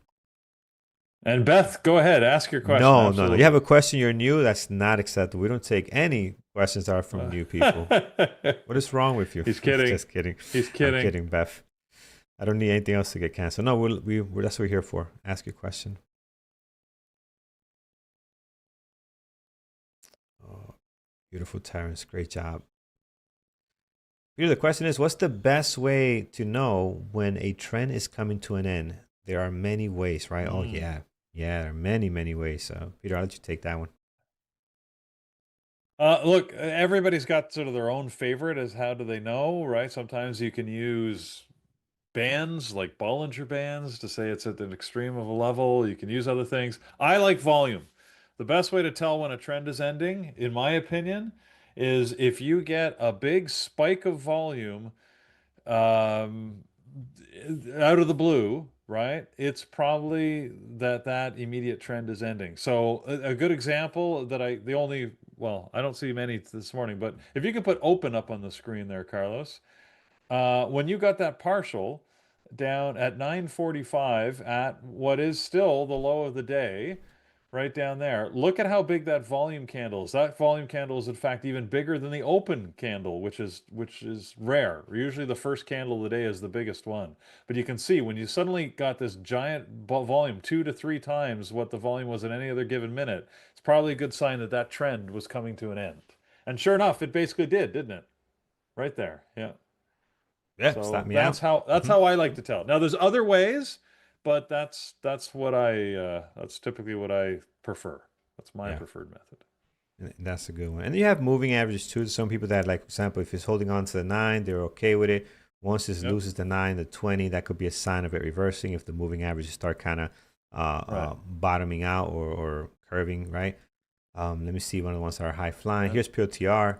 You got a moving average. It's holding on to that. It's coming to test the 20. You shouldn't be freaking out if you're long here just yet. But some people, if it loses a 20, that's their sign that things are changing. I won't use the 1 minute as too much patterns. Like, don't start using, it's an engulfing here. No, don't do that on the 1 minute. Do that on higher time frames. It's what I like to do. I'm not asking you to do that, but what I prefer to do, Peter, is on higher time frames, right? Like, if you look at the 5 minute, You start getting an engulfing. You start getting a double top, right? These are signs of reversals, right? And none of these are absolute, right? Because it doesn't always happen. That's the problem. Gillian, you're asking like PLTR at 949. That's a less significant, but yes, it was more volume, less clear because it just wasn't such a huge spike, right? But it is bigger than the surrounding candles, but not so significantly that I could say definitively it was a change. RGTI is a good example where it didn't give any signal, right? Well, sorry, it didn't give any volume signal. What that did is it did sort of a shooting star doji, also one that's not always reliable, right? You can't always tell if it's a reversal. But I'm now regretting not taking RGTI short because I was looking at our good friend Getty Spaghetti, and I almost took it short right at 27 with a stop above the high of that candle. And of course, hindsight, it looks awesome right now, but I didn't take it. So Yep.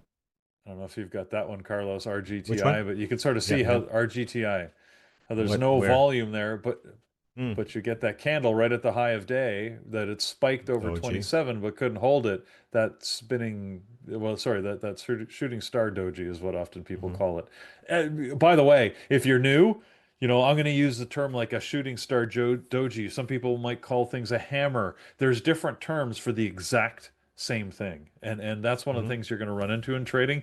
There is no universally accepted terminology for things. There's a lot of common use terms, but sometimes you'll watch a video and it'll confuse the heck out of you because they're using like terms you've never heard of for stuff that you think is familiar. That happens a lot. So just know if you run into that, you're not crazy. That happens. Yeah. Ravi calls them indecision candles. Absolutely. I've called them the same myself. So yeah, there's, depending what book you read, who you subscribe to, there'll be different terms for the same thing. Yeah. Nora says, why don't we give all our money to Andrew to trade to make profits? Because then he's got to report to you. and then when he does something wrong, you're going to be like, what the hell are you doing? And he doesn't want to answer to you. Yeah. He wants to do his own thing. He doesn't. Well, so it's a decent question. I mean, two reasons. Yeah, Andrew doesn't want to do that, so he'd have to get a license. He'd have to Yeah, you be got to get a a license. That's licensed the real broker, reason. Yeah. and then it comes with right. And then No, it say comes that. with rules and regulations, right? Suddenly, Yeah. he's got things. He's got regulatory realities he's got to face and regular reporting, and like it's all stuff that it's much more complex when you're And trading someone else's money. and you got it, especially here in the U.S. I mean, he'll have to get it here in the U.S. because he'll be taking money in the U.S. And then he can trade the way he trades. Like there's a risk tolerance that is allowed when you trade somebody else's money, right? So you basically become a fund manager. You can't just go willy nilly the way Andrew does. He does things that a fund manager will get probably jailed for, But that's the fun thing about a retail trader. We could take risk on like that. It's our money. Do whatever you want. Once you start taking somebody else's money, things change. And you have to acknowledge just the base stress, right? Like if right now Andrew can trade freely because like if I lose, if I lose everything, he's like, it's my money. Well, who cares? Yeah. I just lost it all. But if he's trading other people's money, Oof. That absolutely affects your psychology. He might start, rethinking a trade that he would just naturally take, or it might make him hesitant, and that could absolutely destroy his trading style. Yeah. So. Yeah. I'm really regretting. I've got a lot of Romo here for not trading Rigetti. I was right there. There was no excuse. I had the trade. I didn't take it. I'm liking Rigetti for a VWAP breakdown here. Yeah. I should have taken it. I should have taken it here. I missed the good entry because we were doing something else. But yeah, should have taken it here. Me too. I missed it. Yeah, I should have taken it right at the top. But anyways, oh well. Were you thinking about? 20. I was watching it. Literally, it was at $27 at 9:56, right at the start of that candle. I said, I could take it short here with a good like 27 cent, 30 cent risk, and I didn't do it. And look at me now, full of regret, full of regret and remorse. Yeah. Oh well. See, here's Tesla a good example. pushing to a new high. TR holding the 20, right? So you don't want to. That's what you usually want to get when it drops to 20. But here's holding, so it still could be strong. Trying to hold. Tesla going higher. QBTS below the wow. Rigetti gave us the move. I should have taken this. Would have gotten at least 40 cents here in the first partial. That sucks. We're both so full of regret for what we didn't Yeah, do. you know what? We got to blame someone. Where's Beth? Let's blame Beth. You know, Beth, where are you? Beth, this is your fault for asking no, such a good question. stop picking on Beth. No, I'm Nothing to kidding. do with No, her. no, Well, it's amazing no. to me from one day to the next, because Carlos, yesterday I was full of regret for the things that I did do, right? Because I went nuts trading AMD and just lost my mind and did stuff I shouldn't. And now Yep, today yep. I'm back on the other side of the fence where I normally am. I'm full of regret for the things I didn't do. So Yeah, it's amazing, yeah. eh?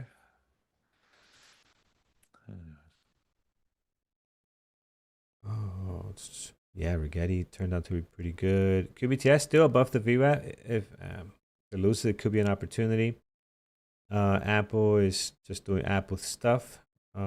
Open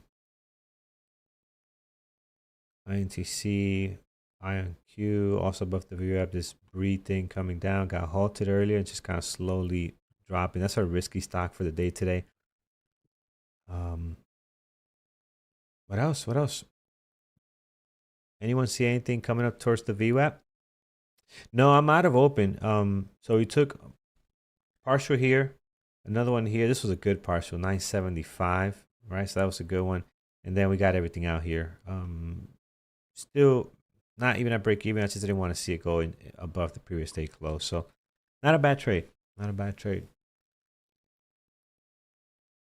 I would have survived. If I would have kept to my break even, I would have survived. The problem is holding these type of stocks to the break even. What happens is they shoot up so fast. I guess I gotta put a limit order, right? But they shoot up so fast. You gotta be very careful because I'm using the Hotkeys, so I didn't want to risk it going to my break even, or worse, giving money that I made back. I don't want to do that. So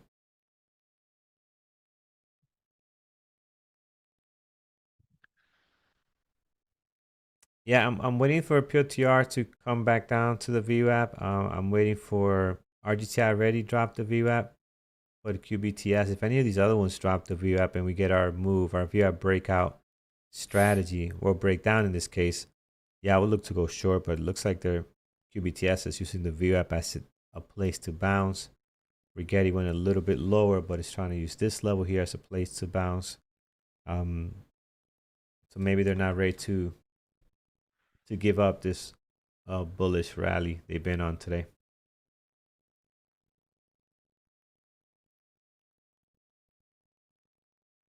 Baba, let's take a look at Baba. As far as VWAP breakout, yes, very light volume though. So this would have been very difficult to make a decision on, right? So the volume is very low. So you did get this breakout here. You did get the pullback. This would have been your confirmation candle. I mean, so think about it. If you're in here, if you traded this the way we trade, you would have been in here, and it's just not really looking great, right? So this breakout here is not really ideal because the breakout kind of barely gets above the VWAP. This pullback is too deep. Yeah. So I don't know. I don't know if I would have taken the trade here, but it would have been here or here. Obviously, this being better. I'm not sure, but I'm definitely not taking it here. Here it doesn't look as great to go long there, so I wouldn't be taking it there.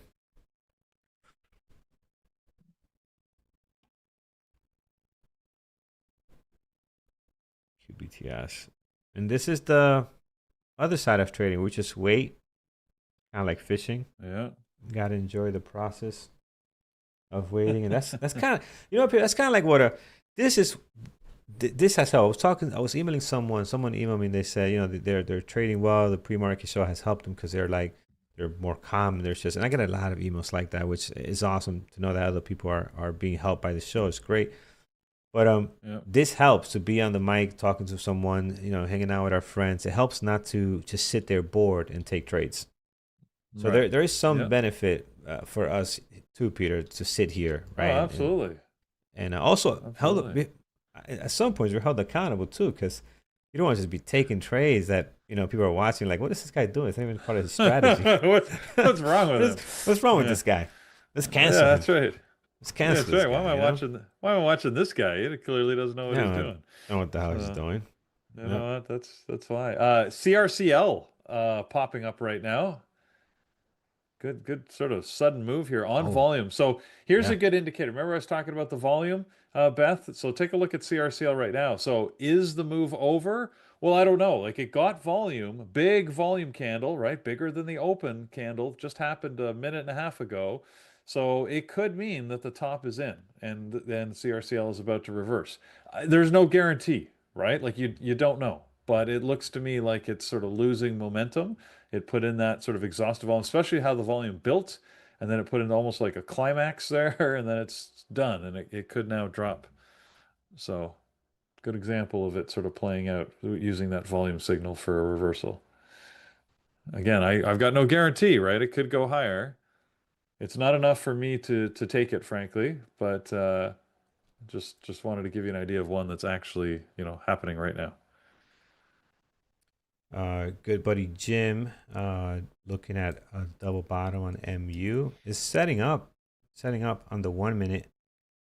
We'll see if it goes here. I'm not good at reversals, I'll be honest. So yeah, I rarely take reversals.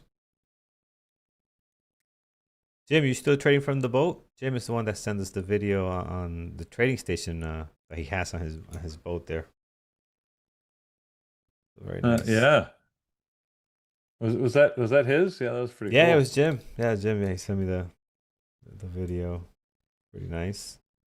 Oh, what's this? Oh, it's the headlines. How did that come up? Oh, if I go over the temperature, it brings this up. Okay. Cool. Dolphins Bills highlights? What are we looking at? No, if I go over the temperature on Windows, it brings up Black Bear roll. What? Let's go back to that. What's see this? Black Bear roaming Dollar General aisle bites woman's leg and bites woman's leg. Well, because it's a bear in a Dollar General shopping for mosquito spray. Like what's going on here? He probably smelled something in there. He said, "Oh, let's go see what's happening here." Where was this? I don't want to play the video. I just want to see where it was.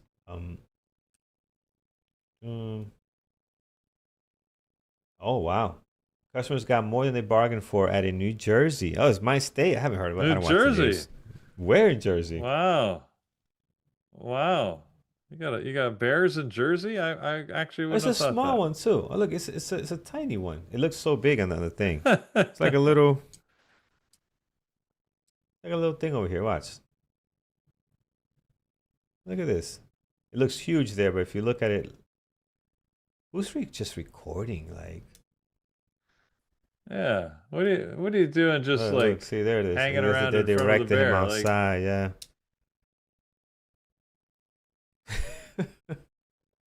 Old dude, what are you doing, man?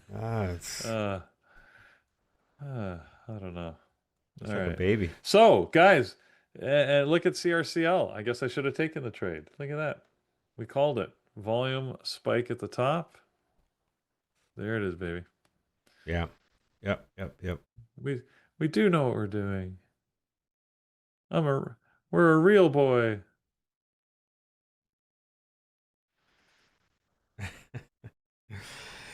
Trade Canada. Yeah, new video series, how BBT reactions. Now we first got to our podcast. It's funny. Now we have so much material for our podcast, Peter. We got so much stuff. It's gonna be great. We just got to do the first one. We just got to do it. Oh my God! There's dangerous stuff to talk about out there. Well, that's the whole point of the show, right? Well, in a safe way. It'll be fun. Look at that reversal on CRCL. What the heck's wrong with me? Take the trade. I can tell Beth about it, but did I take it? No. Right. All right. We got to fix this, Carlos. I've got to start taking the trades I see and not like I'm still, I have to admit, I'm a little gun shy after yesterday because I really did go crazy. Like it really was one of those silly days. Yep. Bell Belmont Well, at the Trade loonies. Yeah, maybe you're right. I don't know where they went. Somebody stole my pile of loonies.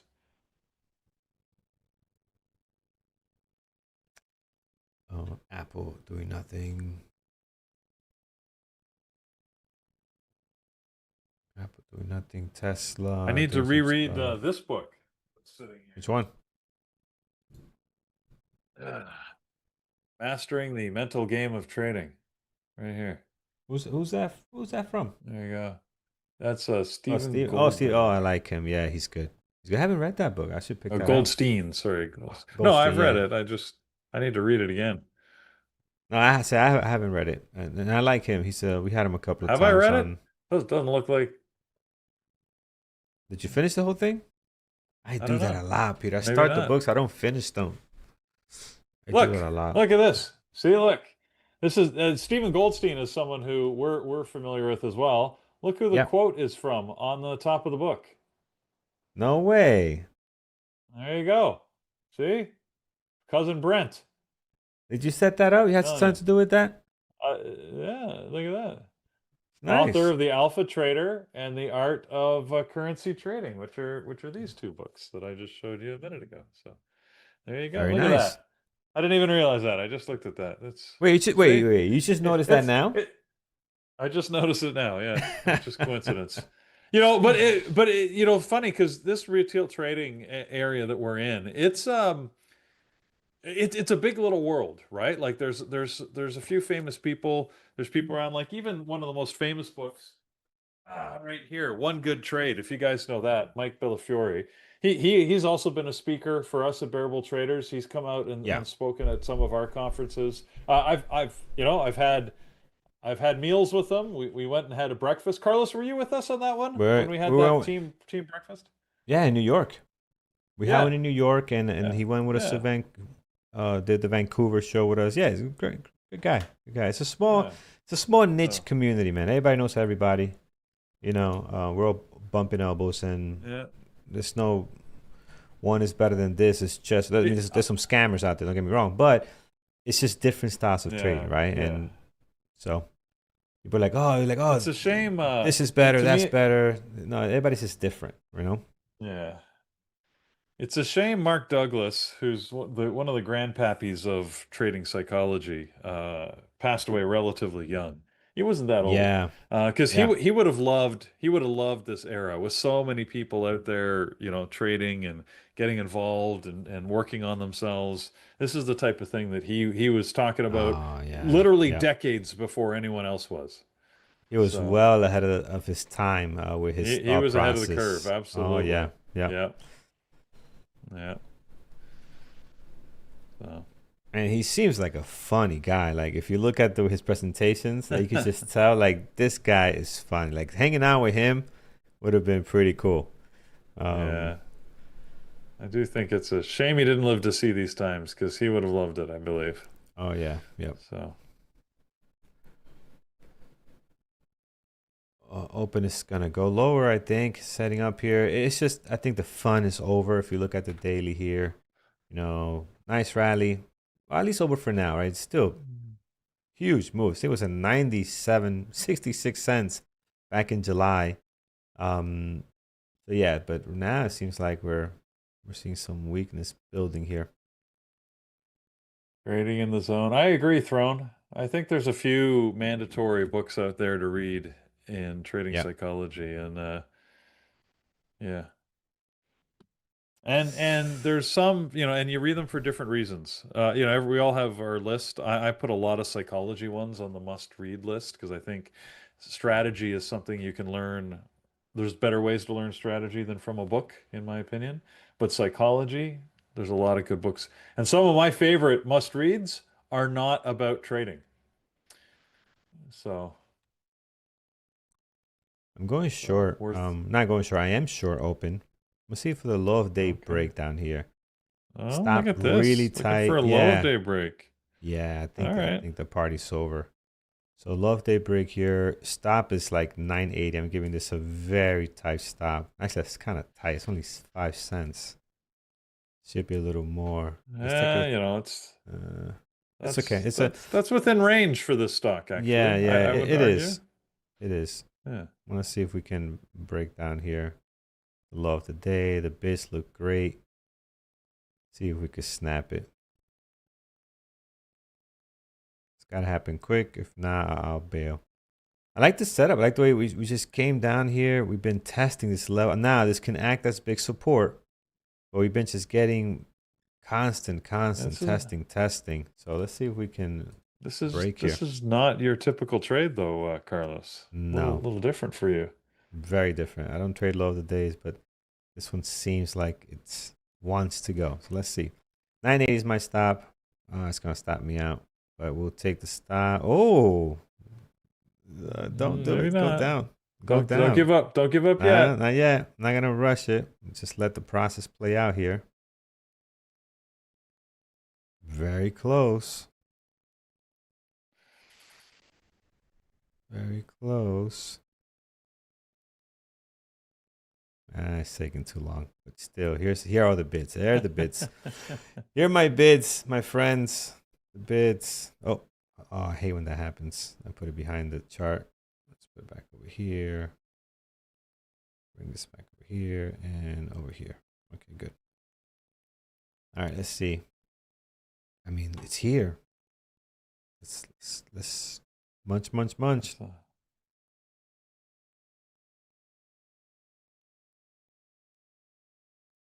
More down at 975.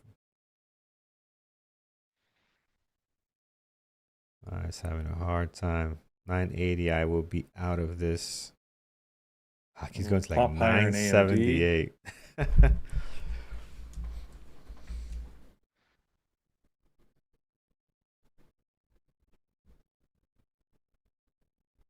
978 again.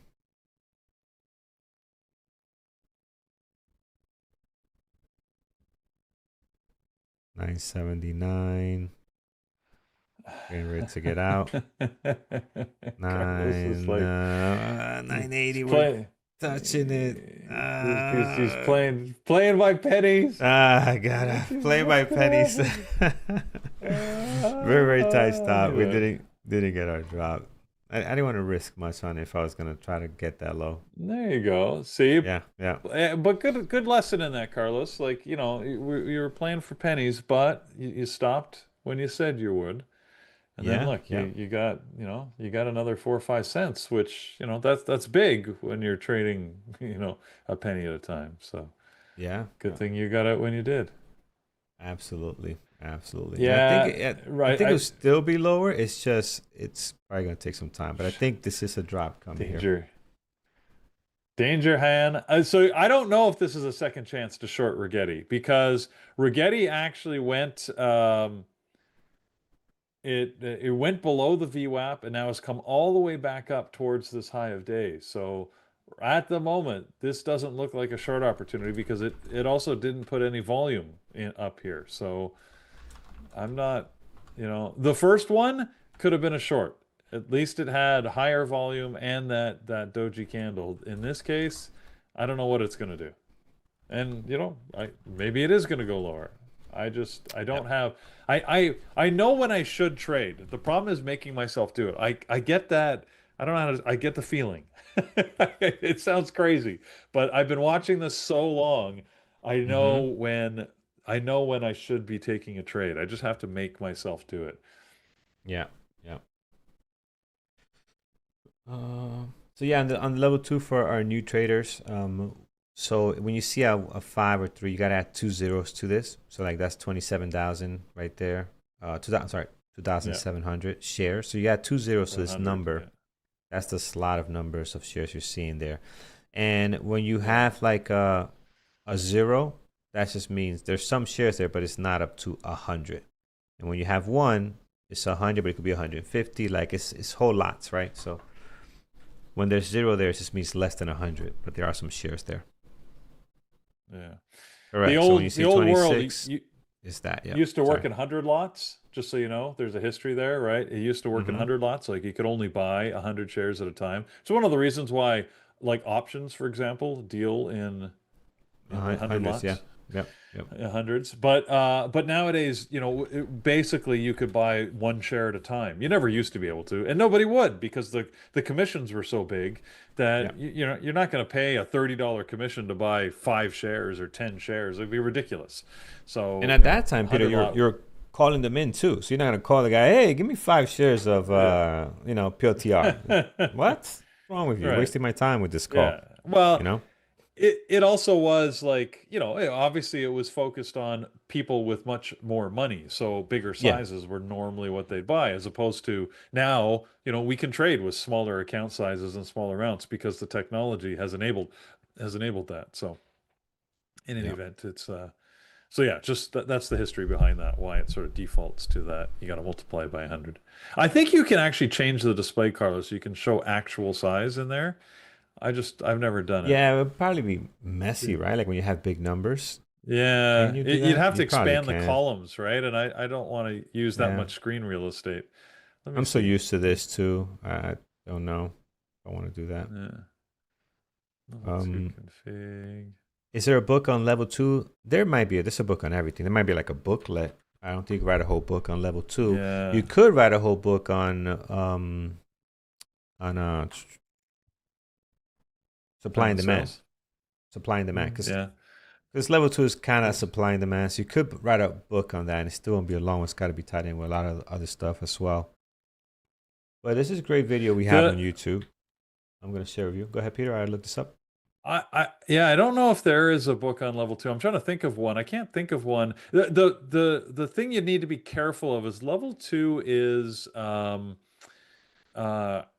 meaning of it and specifically how to manage it is ever changing. So, because it means different things in different market conditions and as different volume profiles hit the market. So, I think that and its concept is pretty simple. You don't even need a whole book, right? But I Yeah. used to have a PowerPoint presentation that did a good job of explaining level 2. Let's see if I could find it for you guys. It's not one of our links. It was just a random trading link that I'd run into a long time ago. So uh, oh, it's about tape reading, actually, I think was what I was thinking of. Could be that.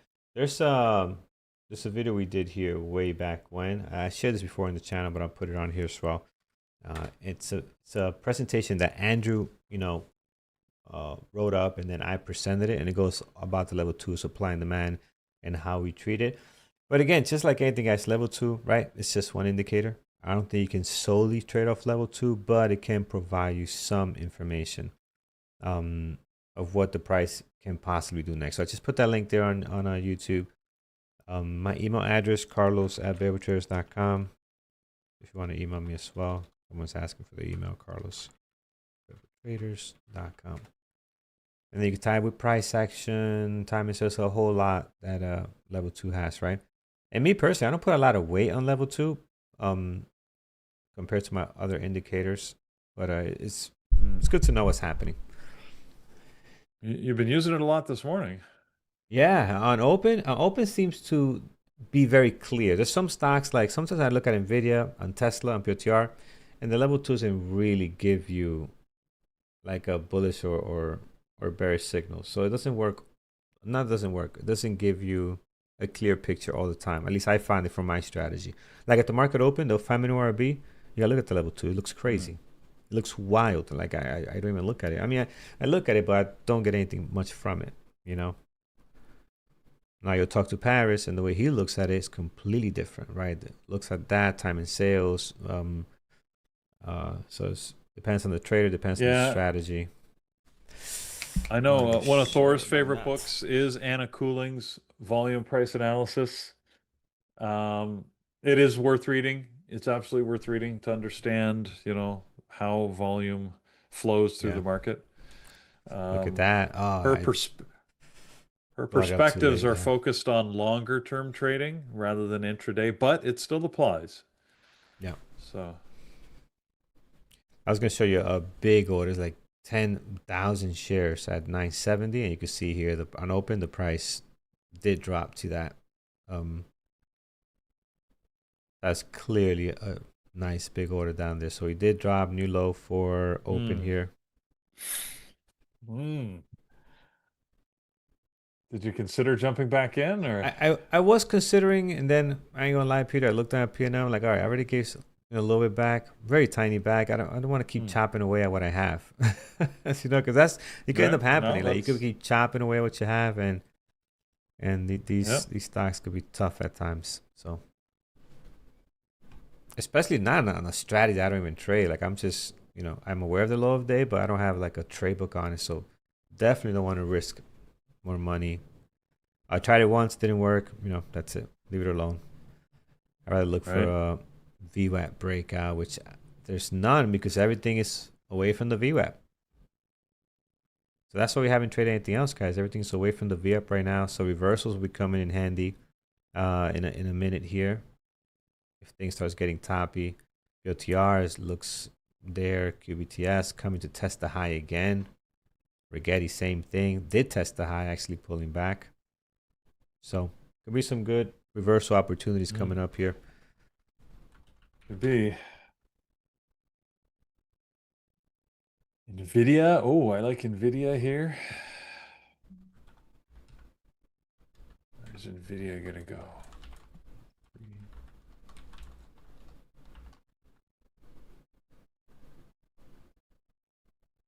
Wow. Wow. Look at the. Wow. What do you got? Look at just look at the volume. Pull up a NVIDIA chart Mm-hmm. and look at your volume candles. You want to see how much volume hit on NVIDIA right at the open? Like you can't even see them. Million. They're so small. Yeah, because that one is just so we big. haven't seen that before. That's Have we seen that pretty before? massive. Yeah, I've seen certainly I've seen it before. But yeah, so that's what is the volume in the first minute? We got like 17. well, in the first minute on NVIDIA, I've got 17 million shares. Yeah. So all you have to do is like just cut out that first candle, and then suddenly like volume pops in, right? Like if you just scroll, Right. so that, boom, suddenly you've got what looks like normal volume. But as soon as you put that first volume candle, that's how much That's what I'm volume saying. happened in that first minute. I don't remember looking at an NVIDIA chart and seeing something like this. I don't remember seeing. That's a lot. It's a lot. Yeah. Is that I mean, is that that Intel 1 minute selling? candle on NVIDIA? Yeah, I don't know. Is that Intel But that buying one- all the money they got, the $5 billion? The 1 minute candle, the very first minute of NVIDIA traded more shares than AMD has all day so far. Wow. Yep. Put it in perspective. Yeah, that's Intel. Intel's buying their $5 billion investment into NVIDIA. It's a good move. It's a good move.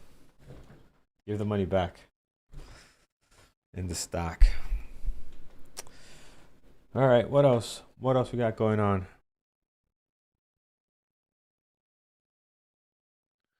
What else?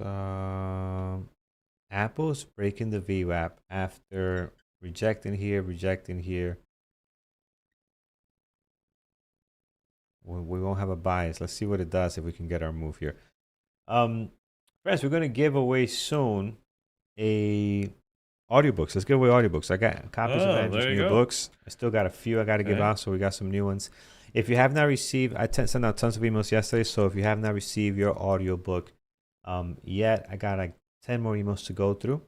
You will be getting them today alongside whoever wins today. And then after, we'll do also I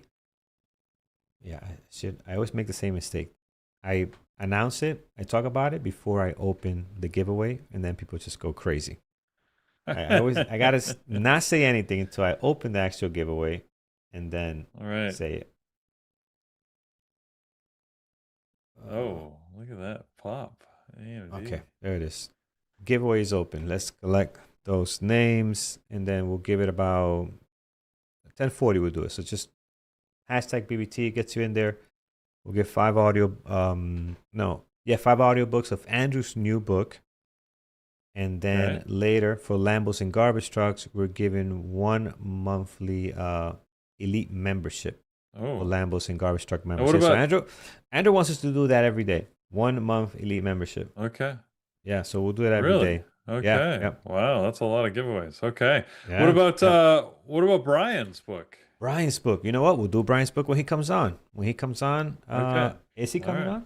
Where's Brian? I don't know. I think so. Hopefully. We should get all him right, over here. I'll go yeah, tell him.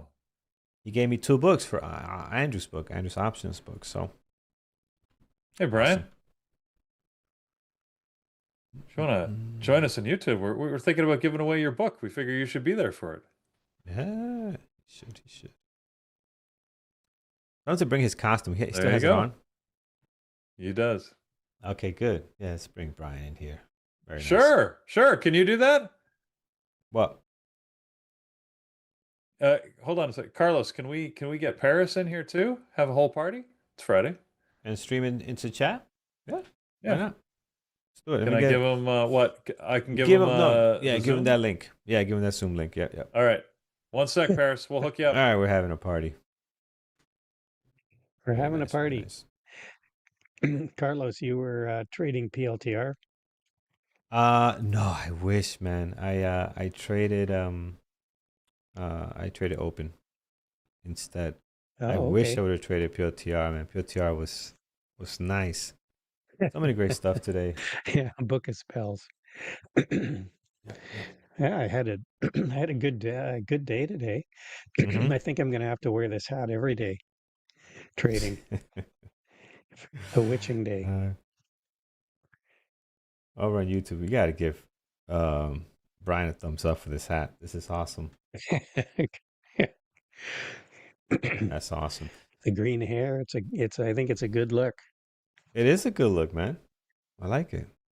When you put it on, when we saw you put it on, I'm like, what the heck is he doing? Then it kicked in. Oh, quad witching. Perfect. All right, friends, let's give away the books.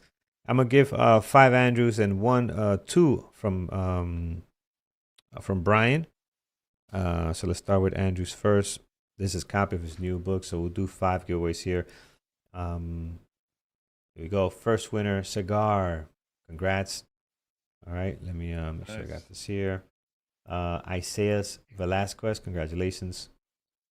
Edmund Zagzi, congrats. Admir? Is it Amir? Read Could be. JC Trader, Trying to read. congratulations. Yep. In chat, always active. Appreciate you. And last one for Andrew's ebook is going to be Rahida. Congrats. So email me, carlos@bearwithtraders.com. Let's go straight into Brian. You gave me 2 books, 2 links, right? What are the books' name? Yeah. What are the same or there's 2 different ones? It's the How to Trade Options book, I believe. Mm-hmm. So people that are interested in options. Yeah, let's do it. So here it is for the options book. We'll do 2. Patrick, congratulations. And then second one here is going to be Jesse Wilding. I'm not sure I pronounced that wrong, but Jesse, congrats. Yep. All right, and All right. all set. And then I got one more giveaway. One more. It's gonna be, hold on here, 1 month annual membership, elite membership. So let's It's do my that. How to Trade Options book. It's the A to Z on options, and maybe I'll give away some swing trade books next week. Send some links to Carlos. So Oh yeah, let's do it. Cool. Nice. All right. Now, All right. I see Paris is in the room here. He's you in? got his All right, mic there, Carlos? You set him up? Yeah, let me connect them. All right, guys. So this is open. We'll do one last one, then we'll give it off to Brian and Paris. So this one is for the elite membership for our Lambos and Garbage Truck members. So hit elite, hashtag elite, and that gets you in there. So not BBT. Yeah, there you go, elite. There you go. You got it now. Okay, good. Let me get Paris, everybody in here.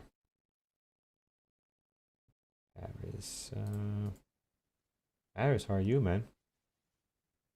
How are Here. you, Carlos? I'm always great, man. When you think of me, think of I'm always great. Every time. It's Carlos is great. Always. Don't even ask. Just ask how great I am. I'm doing good, man. Hello, Hopefully you're good too. YouTube. All right, After a long time. Mm-hmm. You have not been on YouTube in a long time. Yeah. All right, let's do this giveaway now. Yeah. We'll give it to you guys. So here it is for 1 month elite membership, friends. The winner is Cool Deep. Kuldeep, congratulations. Did you win? I think you won one already. If you did, Oh, well, if you did, I lucky guess Kuldeep. we'll do 2 months. I Yeah. guess we'll honor it. Okay, sounds good. Yeah, absolutely. All All right. congrats. Pretty awesome.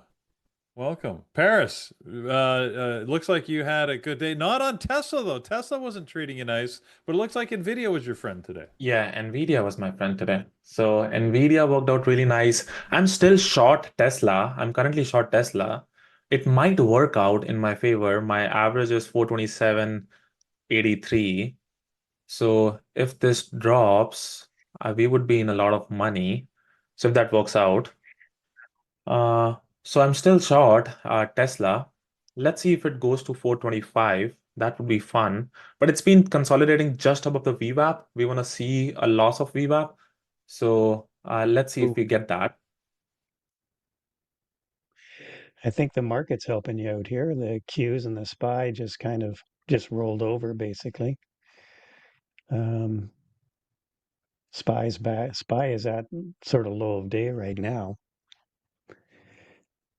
Yeah, but overall, a pretty decent day. Especially when you're trading with Brian Umberto, and it's at the open.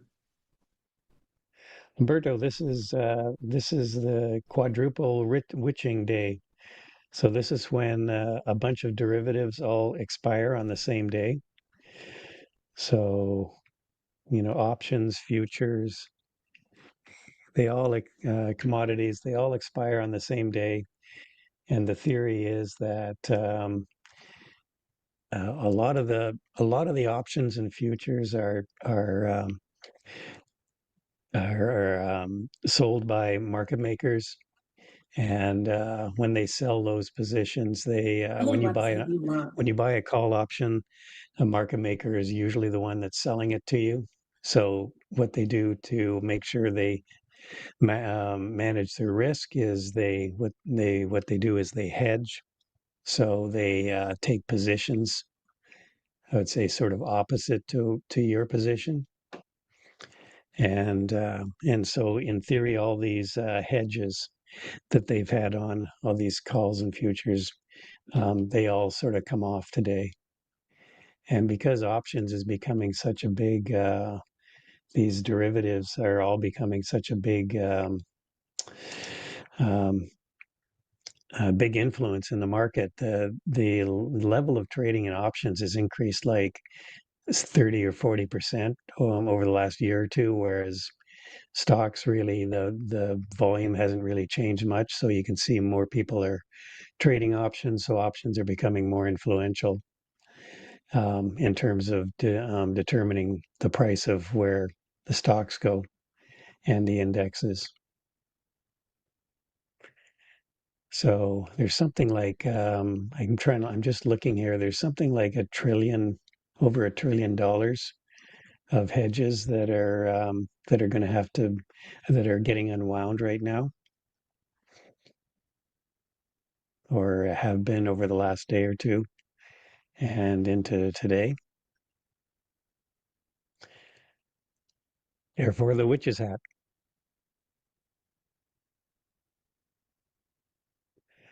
Okay, Tesla selling off, guys. Selling zero DT spreads. Wow. So Tesla is selling off. I'm short Tesla, looking for the loss of VWAP. I think it goes to 425 now. Ah, beauty. I love you, Tesla. Nice. Nice. It just lost the view app there. There it is. That's what we Yeah, want to hear. I love it when Ah, Tesla keeps beauty. That's exactly what I testing was that waiting VWAP. for. Yeah. This is exactly what I was waiting for. So 425. It took some time, but it is there.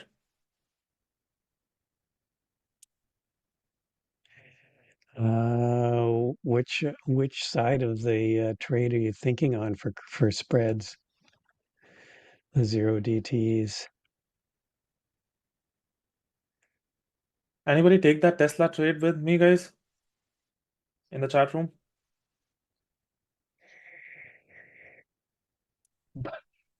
You remember that, Tony? I took Boom, boom, boom. I took two options on that, Oh, two nice, put nice. options, just a small, just for fun, just like that OKLO short at the top there.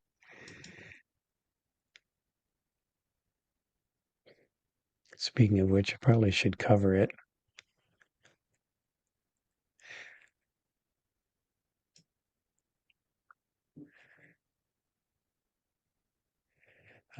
There's a big call wall, a gamma strike right at 6650. It's where we've kind of rejected on the SPX.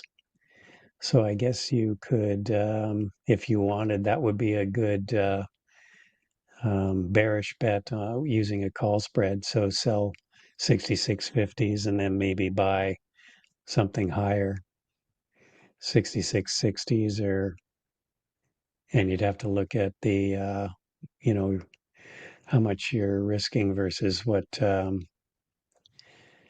what you're collecting in premium.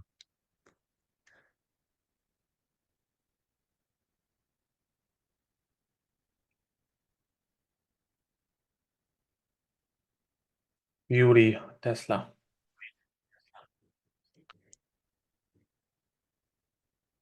So Tesla selling off now. We knew Tesla is gonna sell off. And Yeah. all you have to do is just be patient, you know. It would provide us an opportunity. So we talked about it in the chat room on the bias on the short side.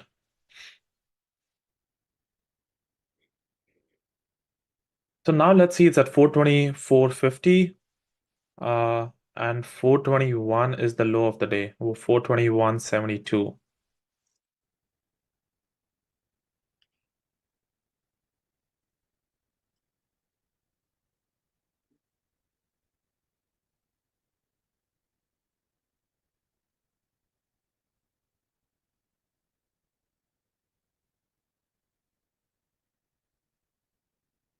Well, PLTR just keeps pushing here through 182 now.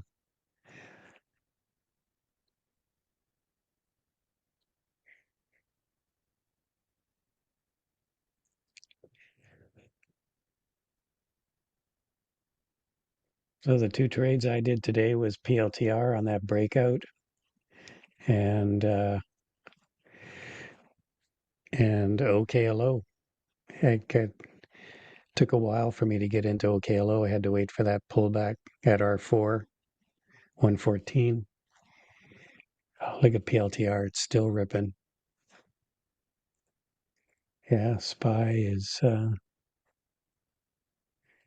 and Qs have really kind of leaked off here. Yeah, SPY and Q. So let's see if the SPY can go to the PDC and Tesla can go to the low of the day.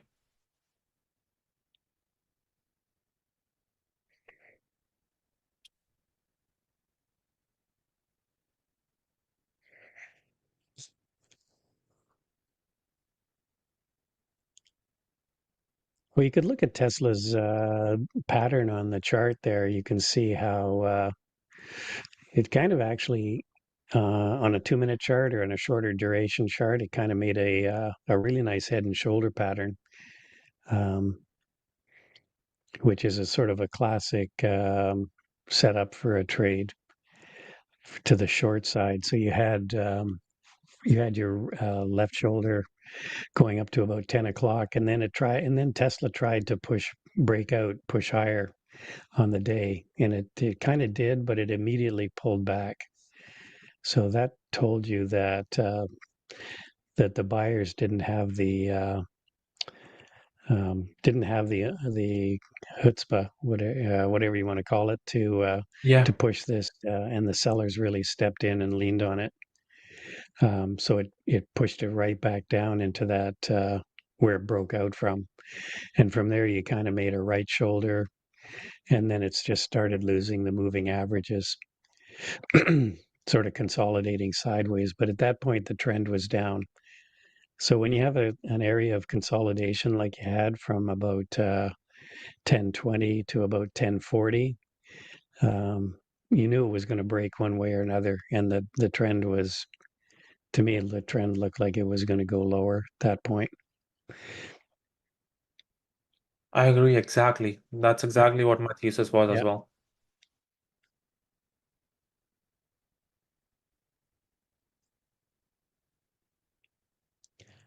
And Paris is really good at reading price action and who's in control, the buyer or the seller. So he's great at reading the tape.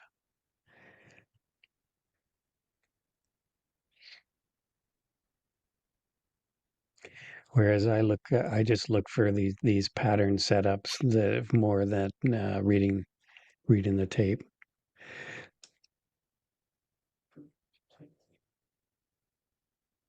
So let's see if it breaks the 424. I want to see 424 now. It definitely looks like it wants to go to 424. All right, Mbayo, thanks, man. Well, I I love to educate, so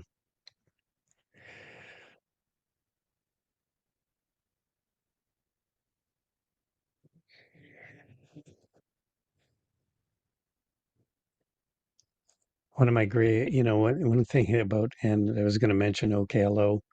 It's I always say don't start short a strong stock. Um, I kind of broke that rule this morning just before we came in the room, just because 125 was a pretty key level, I thought, for OKLO. Just nice round, nice sort of target number. Thought it was due for a bit of a pullback, but you can see here it actually did what we call a 920. And it was a pretty nice setup too. I actually hadn't been watching that. Otherwise, I might have taken that trade. So again, this is a pattern I look for.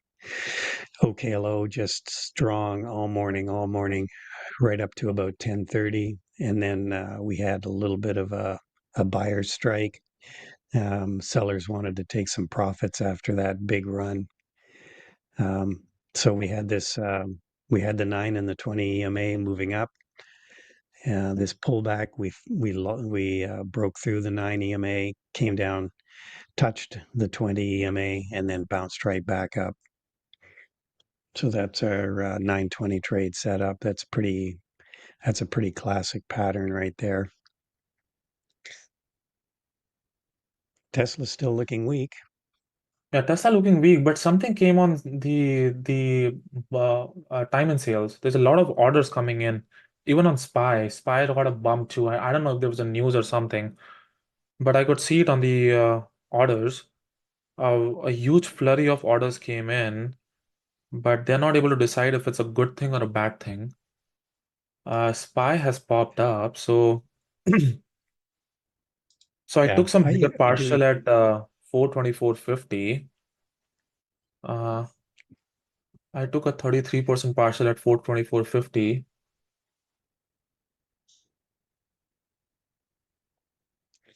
Yeah, I do use Bookmap.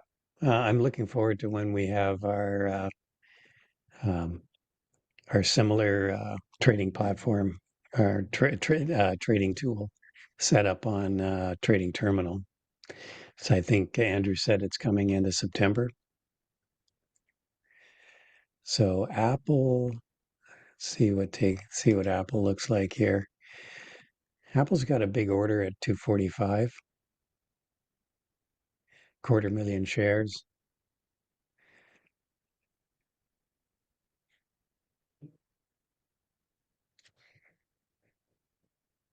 So hard to get.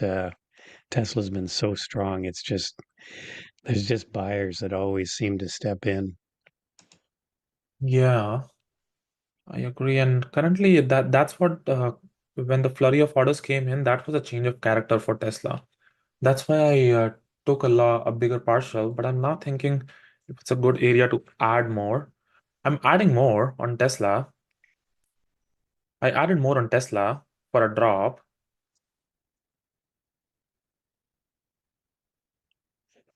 Well, that's a good place to add right at the VWAP, and these moving averages are kind of Yeah. correlated around the VWAP there. So let's see if the 425 wants to fail again. So SPY is sold out. Yeah, Apple's just been really strong. I wouldn't be. I don't think I'd chase it here. Just because there's a big order at 245 doesn't mean it's going to get there today.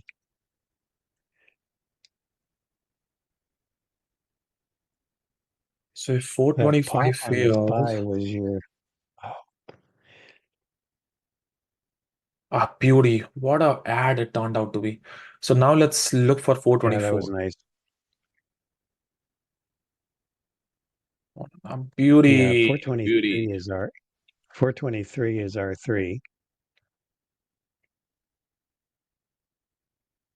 beauty. So let's see 424 now. 424.50 needs to fail.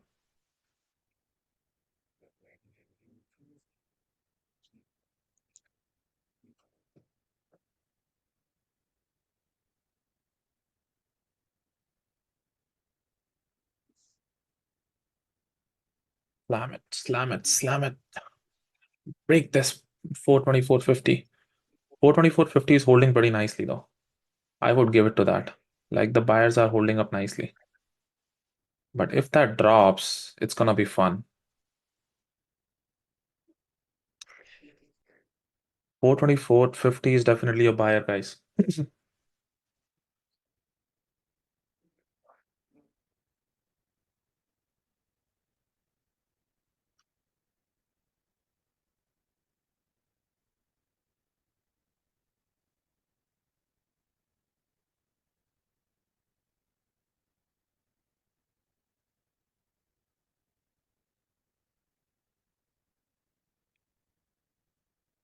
What the was there a news?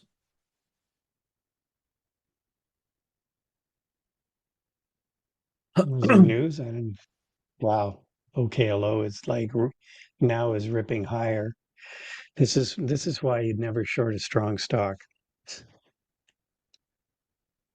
Okay. unless you're just doing it for you've seen an area where it's probably going to see some resistance And and you this want is to do a quick scalp. unbelievable. This is unbelievable. OKLO is the one that backed by ChatGPT guy, right? Yeah. Yes. And this Unbelievable. sector, this nuclear, it's just like nuclear energy. This stock has is incredible. Yeah, this stock was It in was, 20 as I mentioned, was $20 I was mentioning in the at yeah, the I was mentioning in the room this morning. It was trade like at the beginning of the week. It was trading at $85. Now it's like 126. okay. So let's give Tesla one more chance for it to break 424.50. We're gonna have fun if it breaks 424.50. Let's see 424.50 breaks again. Let's see. Slam it. Somebody slam this 424.50. Ours, you slam Tesla every day, so what are you talking about? That's why I love Tesla, You- man. you'll give Tesla as many chances as you can. I know that. How are you, Nate?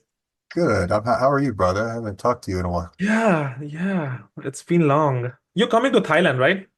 Yes, I'm planning on it. Man, that's gonna be so much fun. This is, Yeah, it's Don't going to be don't make great. me do bad stuff again, come on, you are the bad company, not like you me. always do. But anyways, yeah, I'll get going, Brian. I think it's 11 as well. So Yeah, I think so I'm going to let's jump too. wrap it up. I was Okay, just thank you everyone looking on at a YouTube. call spread.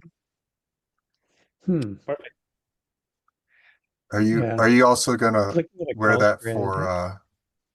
for for Halloween, just not for quad witching, Brian.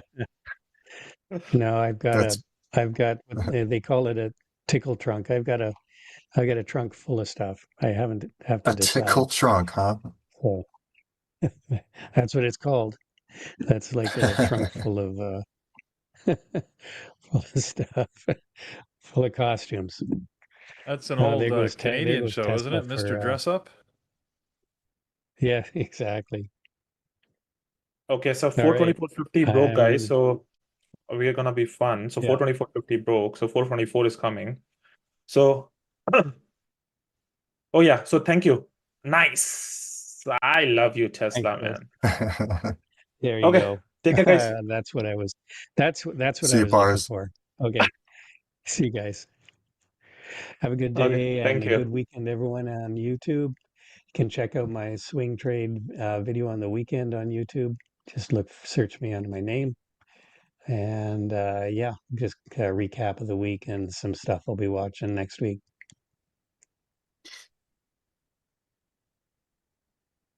All right, see you, Brian. See you, everyone. Hey, everybody, how are you? How you guys doing today? Let's see. What's everybody been trading?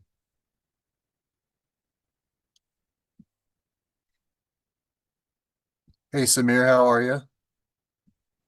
Hey, Raul, Pretty Bird, how are you guys? Good to see you again. Thor's trying to make his way through security, and then he'll jump in here with us.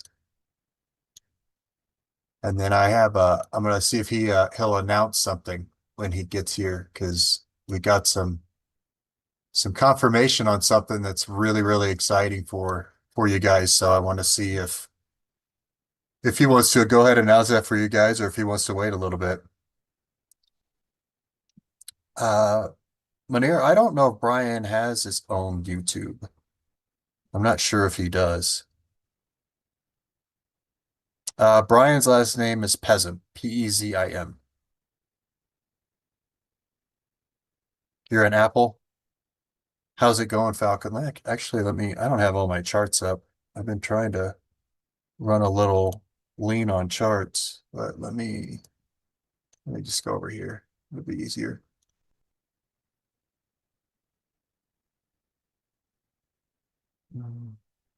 Where are those?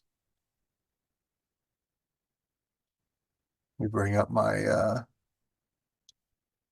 watch list for stocks. There we go. Oops. Come on. There we go. Oh yeah, Apple looks good. Nice. How are you doing on it? I won't bring up my cams for Apple with me.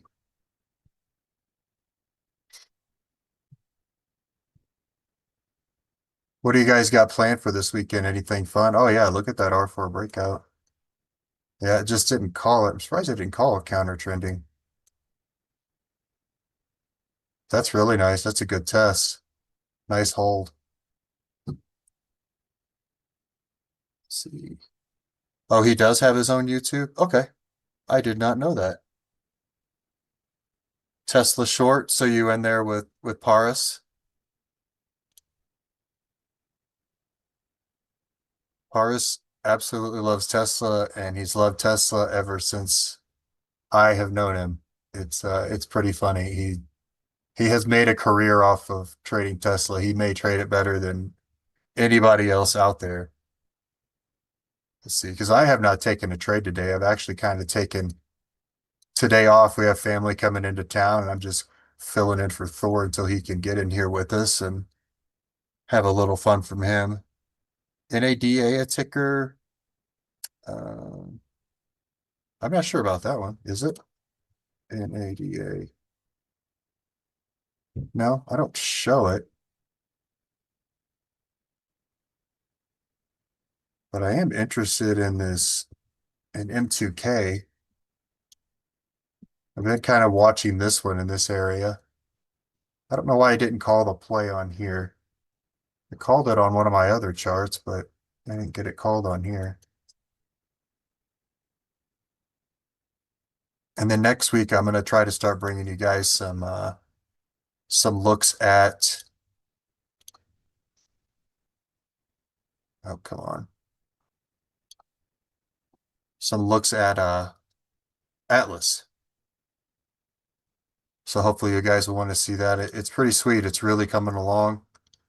Everybody's been working really hard on it. So I would get in, like if you're wanting to get into visual price action and order flow and start using Atlas, I'd recommend getting trading terminals soon because as soon as it comes out, the price is going to go up. I think Andrew told me $99. It's going to go up to 99.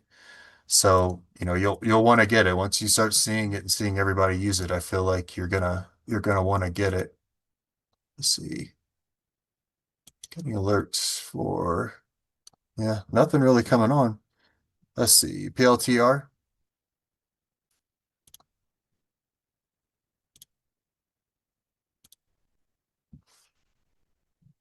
PLTR.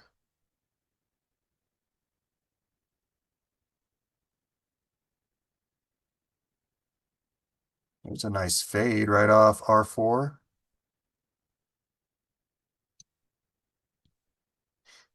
I must have something going on with my cams. I would have thought that would have called.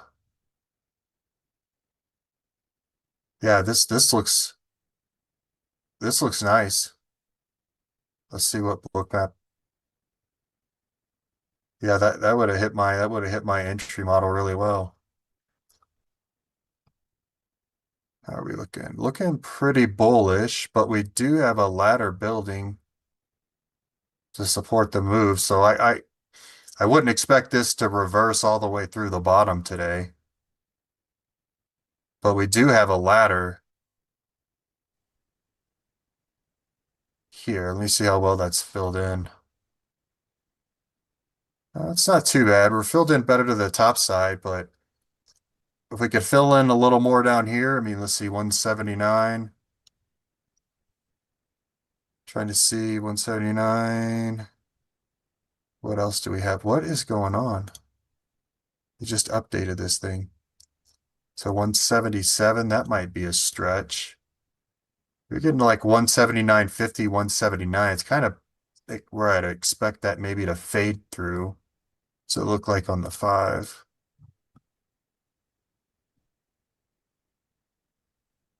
Yeah, that would probably be a strong area for it to get to. If it can break through here, VWAP might be a little bit of a problem. But 179.50 maybe. 179, that would be a pretty good move. Oh, there's the guy. What's up, man? Incoming. What's up, dude? Not a whole lot. We're looking at PLTR. Nice. I'm actually short AMD right now. So I got a call on AMD off of at like around 10:40 while I was waiting in the security line, and decided that it would be a good time to go after that one. So Did you go ahead and take it? yeah, I got it. I'm short. My average cost is 159.30, so it's not too bad.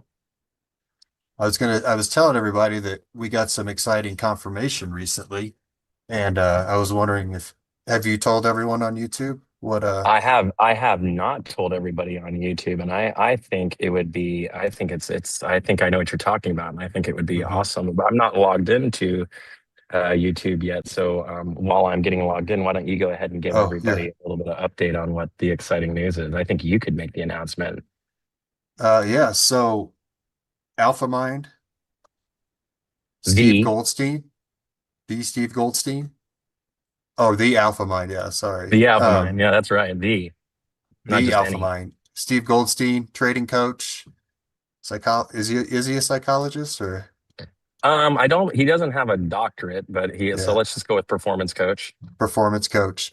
One of the best out there. He gave a great speech at our summit, our Vancouver summit last year. And Hmm. he is going to be joining Thor on YouTube for a session. So be here for that. We're looking at October 7th for him to Put be it on here, your which calendars. yeah, this is a pretty big deal. So you guys are definitely going to want to be here and hear what he has to say because his presentation last year is still, still people are talking about it. Thor talks about it regularly about the stuff that went on there, and Yeah, it he's pretty was. awesome. He's great. So yeah, so that'll definitely be one for everyone to to keep focused on. I do want to throw this back a little bit though and give our guy Nathan some kudos on this one. Our guy Nathan actually did the legwork on getting in touch with his camp and getting all of that and getting the material. So but we're going to start promoting it. We're going to put it out there. So, but just make sure you mark your calendars. I think it's obviously it'll be on YouTube, so it's going to be recorded. You can see it later, but it's good stuff. So really, really exciting. So thank Yeah, you, you'll be Nathan. able Good to. work, buddy. Good work, Yeah, buddy. absolutely. Yeah, you'll be able to sit here live and throw your questions out there. Thor will be taking your questions to talk to him, and it's your opportunity to talk to someone like that. It's not really, you're not going to really get that anywhere else. So, Yeah, I mean, it's a rare privilege. It is a rare mhm. privilege. So we're very exciting. So what I figured I would do for I'm gonna put a little. I'll start on Monday. Maybe I'm gonna put a maybe an email together, or maybe I will just ask in the room. But I want to select maybe 2 or 3 questions from the chat preemptively to ask him about, right? And I'm going to select those questions from people that are members of the Lambos and Garbage Trucks group, right? So one of the benefits of being in that group is just little stuff like this. So if you have a question that you're really going to want to ask the Alpha Mind Mhm. himself, I think it'll be a good opportunity for that. So. Yeah, and go check out his podcast a little bit. His Mhm. podcast is very, very informative, and he does a great job. So No, his maybe podcast is amazing. if you guys talk to him enough, interact with him, we get enough people here, maybe he'll bring Thor onto his podcast. How about that? Oh yeah, right. Hey, now we're talking.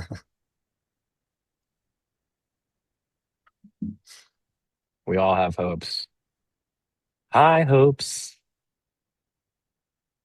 Somebody said they saw a piano in the back. Are you going to go play once you're done here? I may actually. Why not? Let's just we'll go up there and take a couple there. So it should be a good time. But yeah, I'm doing one of my new favorite things to do, which is trading from an airport. You were. Why not? The podcast I believe I think it's called Alpha Mind. Hold on, I have it on my phone. Hold on. Let me make sure I get the name right. Podcasts. The Alpha Mind podcast. And it's Stephen Goldstein and Mark are the co-hosts of it.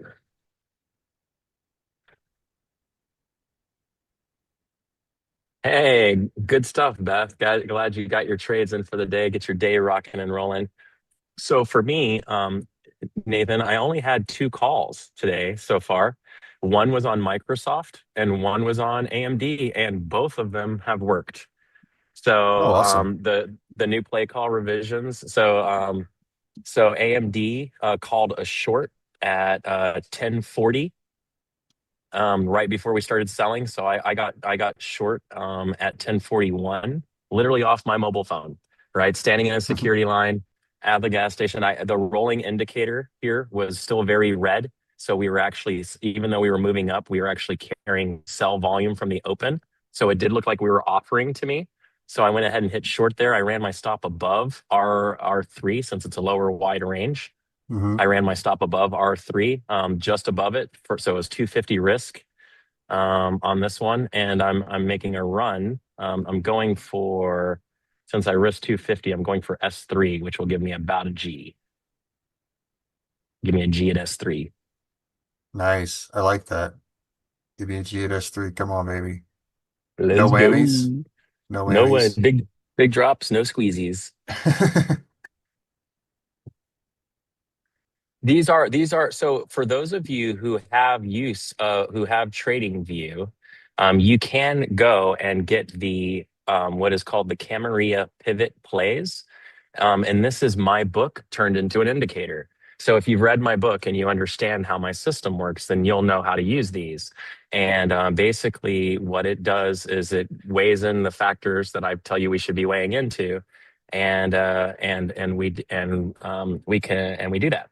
So pretty, pretty amazing thing. So, but the thing I've been working on lately, especially, is I've actually been trying to wean down the number of alerts that we get. Like a couple of days ago, I think I had like 40 alerts or something in one day, and that's just not okay. That many alerts coming in that often, it's not even really like an alert.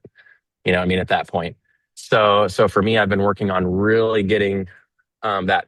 So the 4R NT. So what happens is we've modified it now so that this box drawing.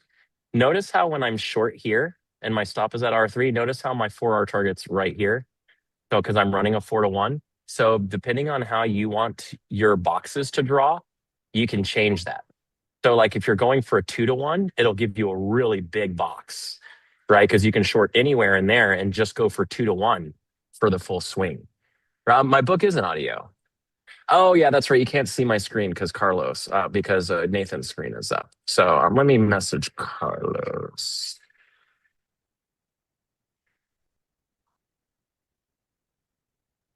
Can we switch to my screen at your leisure? What do you want me to bring up, Thor, to talk about? I can bring it up here. I was just showing general indicators, I think. If you have your trading view, I was just kind of showing them the pivot place. But yeah, so what screen are we on?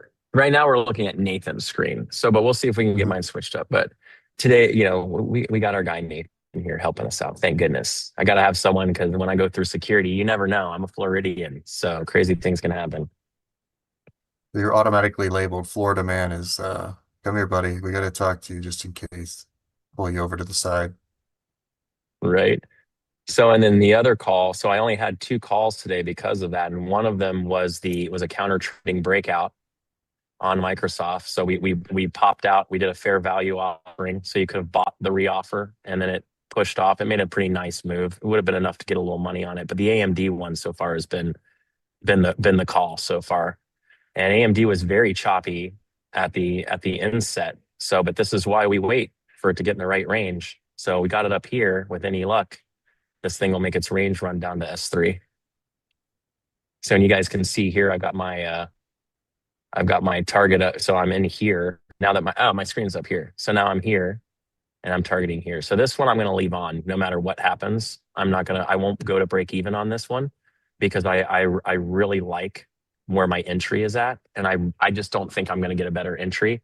If this comes all the way up and does wick R3 at some point and stops me out, then if it rolls over, I will likely re-enter it and just get my stop higher and try it again. But AMD for me is definitely the ticker. And the ES and the NQ seem to be selling fairly well right now. So I don't see any reason to think I can't do this. So I actually am executing through TV. I even have my IBKR coming into TV now. So this trade is through my IBKR account.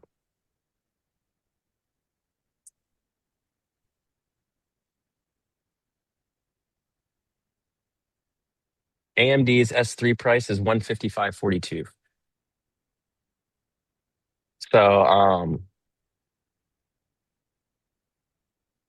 So we'll see what happens. It's good stuff. So yeah, we had AMD and Microsoft were my only 2 alerts today.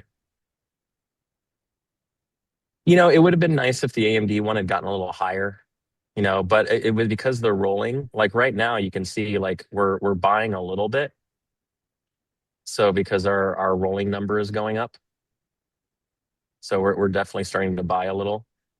So, but I wouldn't expect this to rally all the way through today's good close. If it does, whatever. Nothing I can do about that. How are you feeling about the BS detector? I'm loving it. I'm loving the BS detector. So it's I mean you can even see like right now on AMD, right? Even though AMD on the session has us as a sell right now as distributing. So because it factors in the big sell and then the rally against that sell. So this is a perfect indication of, and then as we were coming up here and got near this high, the rolling number looked exactly how it looks now. It was like only like -2 or -3, which even though with it making that entire rally, it had still only managed to go like hadn't managed to go positive really. So it still looked like a really viable sell because everything was still pointing down as far as the volume goes. So I got short there when it broke that new low. Didn't get the world's greatest fill on it, but it worked. If you want to get the Camaria pivot plays, love, all you have to do is have TV. If you have TradingView, you can just go on there and put it on there and done. How do you decide whether to wait for the reoffer or enter? That's very subjective to your trading style. I would recommend always waiting for the reoffer if possible.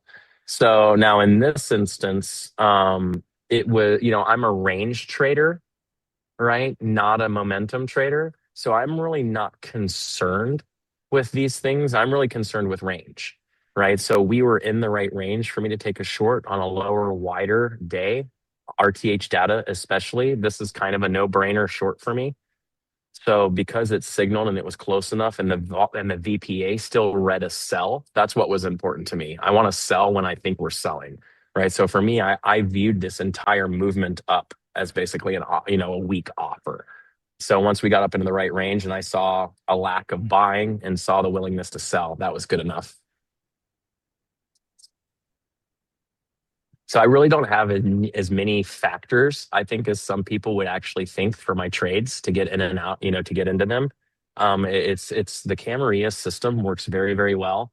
And then, with basic VPA reading, I just basically look till we're in the right place. And then I see the kind of action I'm looking for. And then I go off of it. No, I'm on airport Wi-Fi right now. I'm Yeah, book shift streaming. on in Q. Look at AMD just started selling. Yeah, that's gonna help.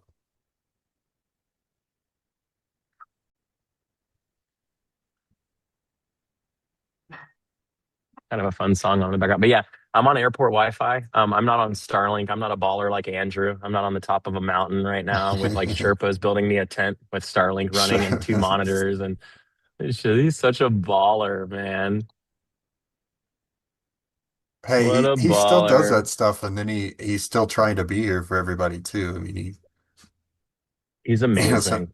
yeah, he's running in all this equipment, and then all of his trading stuff, and still like trying to be here for the community, which is awesome. AMD is looking a little more bearish. Do I have bookmap up? Do I still use pay attention a lot to that? I will admit, since the development of the BS detector, I have found my need to reference the the book structure as much. I haven't really felt the need to get to it like that. But I think it is very, very helpful and useful. And when I'm trading on my setup, I do enjoy having the book up there. But I will admit to you, like, I don't let the book overly influence my decisions. Like, I like to know if we're buying or selling, and the order book is the easiest way for me to determine that up until maybe now. Right now, the BS detector might be a game changer. You know what I mean? Having the ability to actually tell if it's buying or selling without needing to visually observe the order book to do that would be quite spectacular. But I don't want to oversell this indicator just yet. I mean, it seems like it's really working really well. But I think to think of it as a substitute for those kind of things, at least as of yet, probably not there. But it's working. So we'll see how it goes. OKLO short, not available yet, trader guy, because it is in development.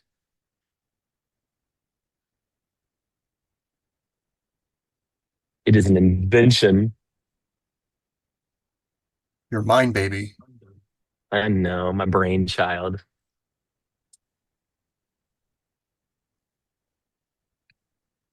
All right. So, OKLO,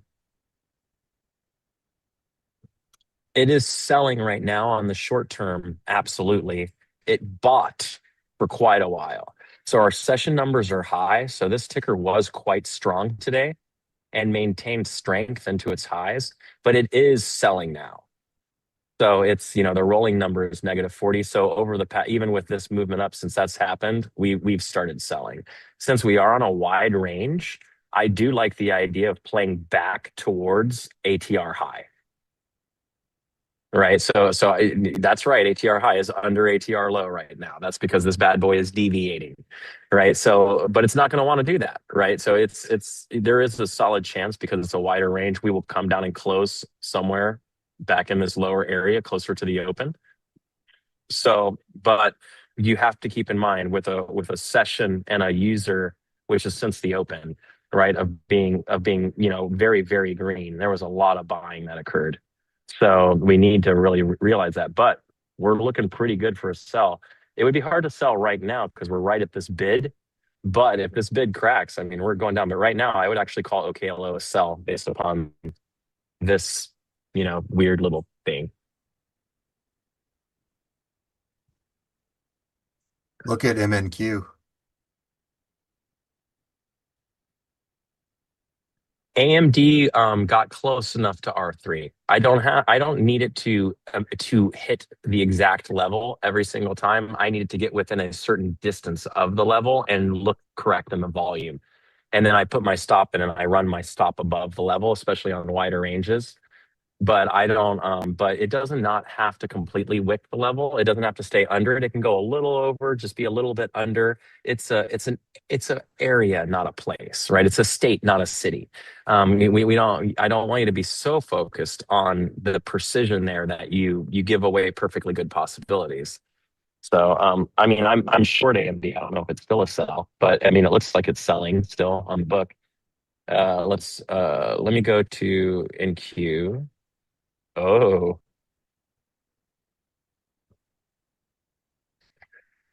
Yeah, look back around like wow. 1124. Look at the higher range rejection of R4. High of day is 24,817.50. My God, Nathan, look at this thing. Everybody, look at this thing. Look at this thing. R4, 24,817.74. High of day, 24,817.50. Are you serious? Anybody else have a system out there that's hitting a line on high of day within a tick? Like, that's 1 point. That is 1 point on a full size contract. Yep. But look at the book map for MNQ. Wow. God, that's fun. Yeah, it's why I didn't trade it. It's higher narrow. So the problem is, and here's the issue we're going to have, and I have to look into this, we're deviating right now. So our narrow ranges are bigger than what our wider ranges were a week ago, because we're actually expanding our ranges right now. So one of the things I noticed, and I talked a little bit about in peak this morning, was that look how our ATR high is sitting right on top of R6. So this range was actually giving me off kind of some wider range vibes, even though it is a narrower range, but it was enough to keep me off the ticker, right? So I didn't trade it because it didn't fit. And plus I have to get on YouTube and tell you people what I do and I don't do. So, I can't just take random stuff, right? So, but yeah, wow, what precision.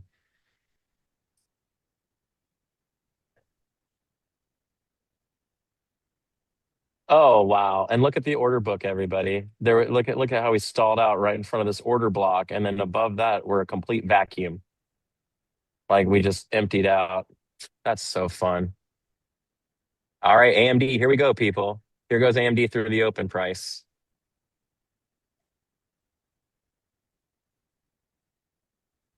Here, look at this. We're getting volume as we're selling through the open.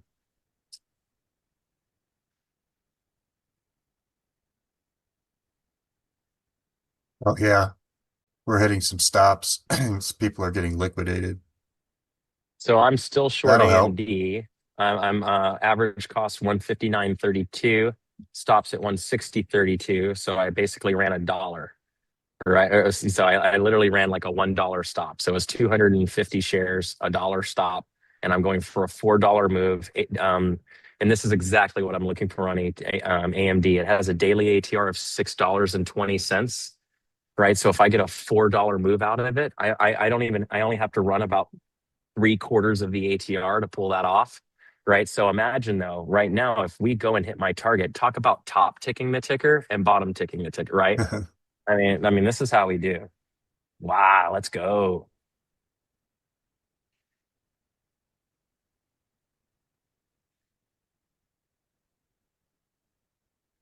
Microsoft just alerted again.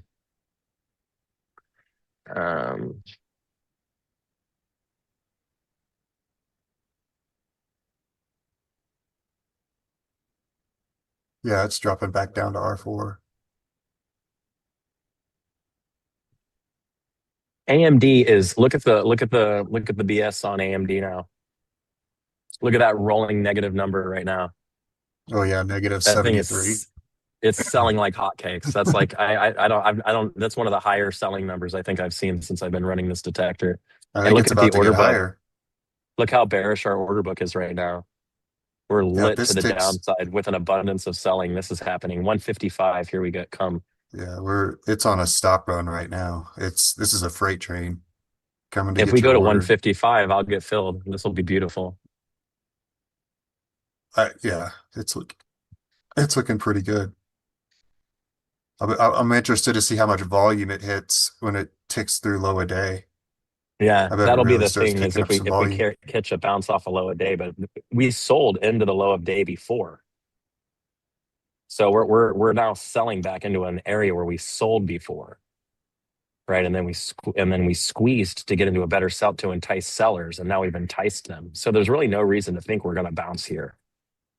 Well, if it And hits down to S3, you might have a chance to enter on the Nvidia because Nvidia's running lower too. we are a little lean on orders between 56 and 55, 156 and 155. So I wouldn't be shocked if we bounced a little bit here so that they could bring in more orders. But look at the order book to the top side. It's pretty voided, don't you think, on AMD? Mm-hmm. I mean, there is like almost no order structure to the top side. So this Yeah, it thing looks does not look like it wants to rally. It looks like it's just pulling up a little bit and then it's going to slam this bid. And if it slams this bid, there's no room between it and 155. It could move from 156 to 155 very fast. Yeah, especially if it starts breaking through low a day, then it can pick up even more volume through here.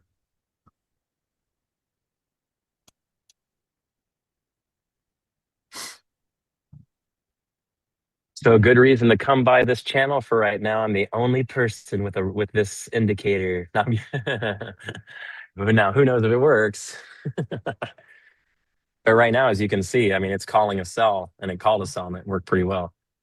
Will Atlas have futures? Yes, that is the intention, Bashan.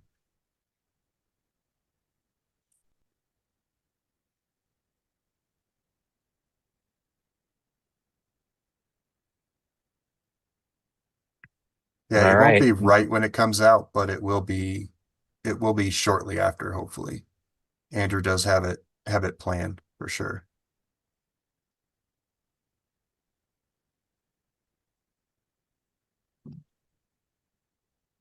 Not much All else right. going on, So man. You got the right we're trying ticker. to, yeah. I mean, that's the thing, man. We only called 2 tickers today, and the one that's moving is moving. I like to move it. Yeah. You're gonna scare everybody. Especially if I started singing, I would really scare everybody off.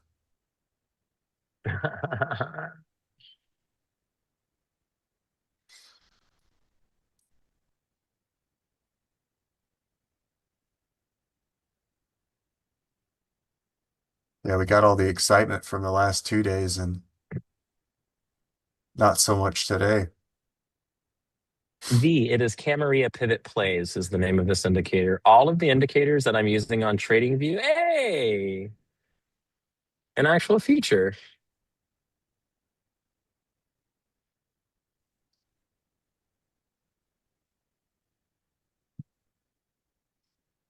Platinum alerted.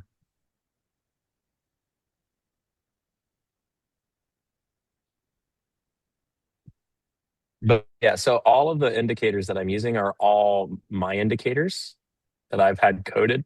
So we have the ghost candles, which are these hollow candles that fill with volume, an brainchild.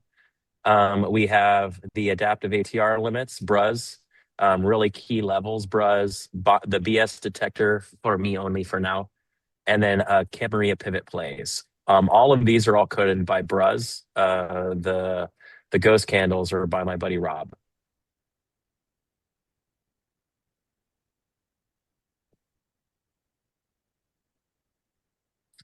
So let's see how this thing does. We're still hanging on here. This is, we're doing pretty good here. I'm up to, I'm up over 3R on this bad boy right now. So, we're running into a little support to the downside, definitely getting some absorbed sell candles. So, and we are starting to tier some orders into the order book to the top side. So, but I like my position on this one so much. I'm just going to hang on to it. I'd rather lose this position than lose this profit target.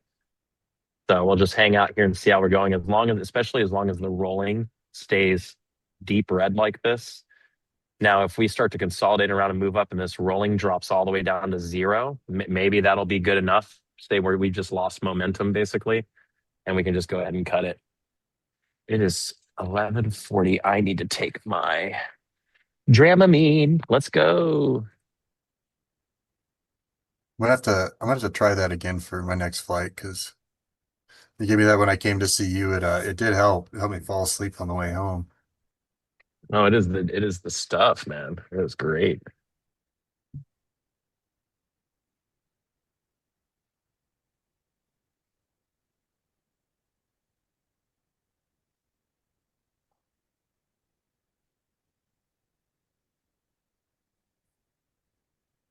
All right, AM Diesel.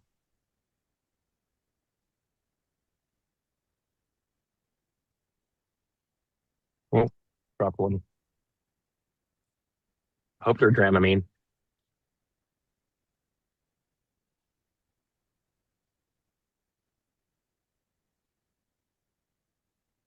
LTR. All right, so this pullback on AMD good to me Lord. looks really weak. Look how soft that pullback is. Look at the volume as it declined into that pullback. This looks like an offering to me, like an ABCD. Like we're gonna pull up here, hold this, and probably move down.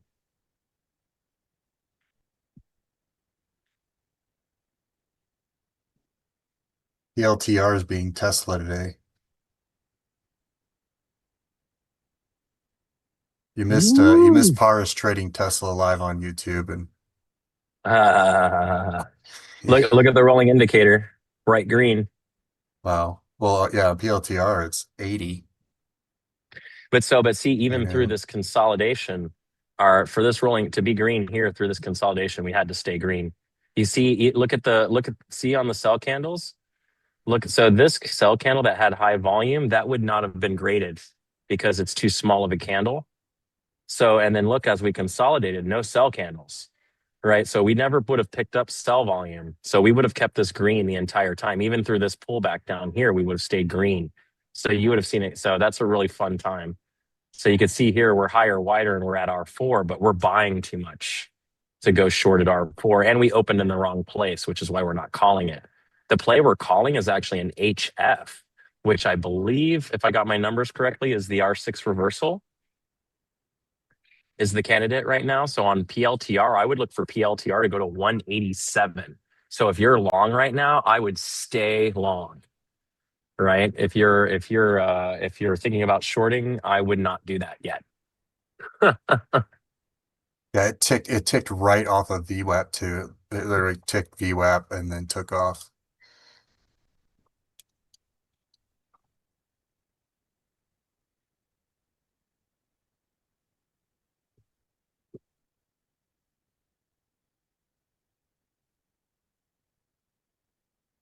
All right.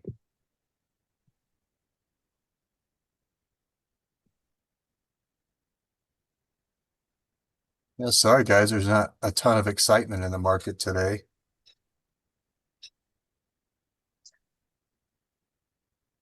We had we had all we could handle though this week, I think. Right?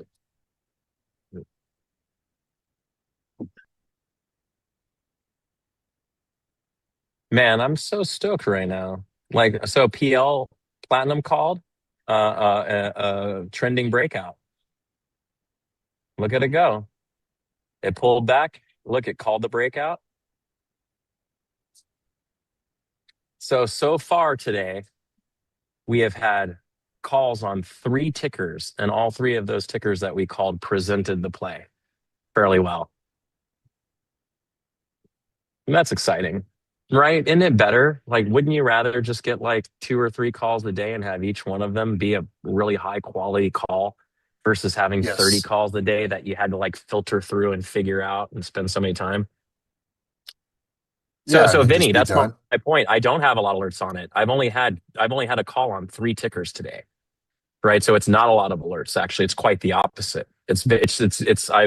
Our last up, make sure you have the most recently updated version, right? Because that version has a big boost to the logic, right? So I like just like really took a lot of time and went through the alerts. Watchlist is carrying Mag 7 plus a couple others, and then the major futures, indice futures, crude, platinum, gold, and like copper, and and that's it.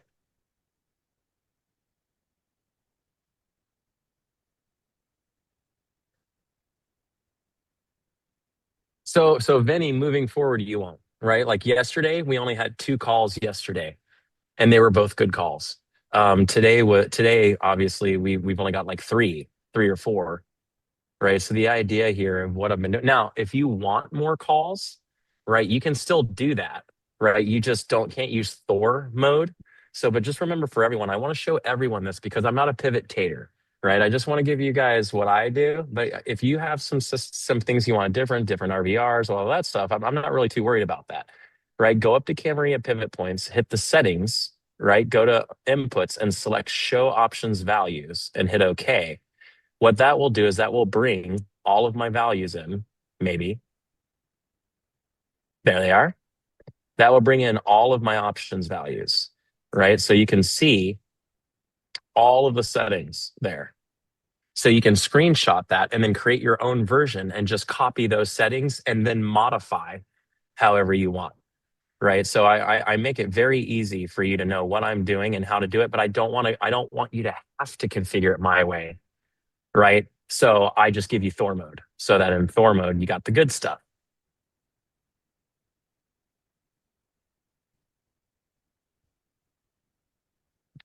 Yeah. Did platinum hold? This thing actually has a fairly longer term trend going too.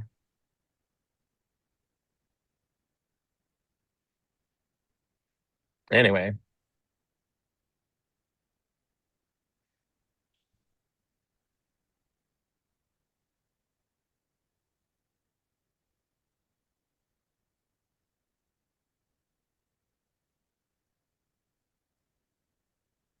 Let's go back and shake on our little AMD.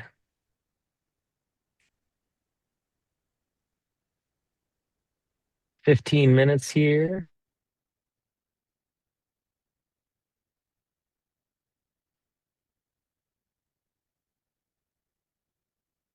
This is a reoffer. We're just pulling back. We're going to sell down. If the rolling goes all the way to positive, maybe I'll get concerned. But right now, this is a weak volume reoffer for me. This is my you're saying what's session rolling in user? So this is the BS detector that I've invented recently that may or may not work. So session is since the ticker opened in its entire session. So it includes pre-market. User is from the open. So since the open, it's sold more. And then the rolling is a 14 period look back. So basically I'm looking back across 14 candles and I'm weighing those candles. Right. So it's a very unique system for adjudicating volume and price. And by unique, I mean I made it up. but it seems to work.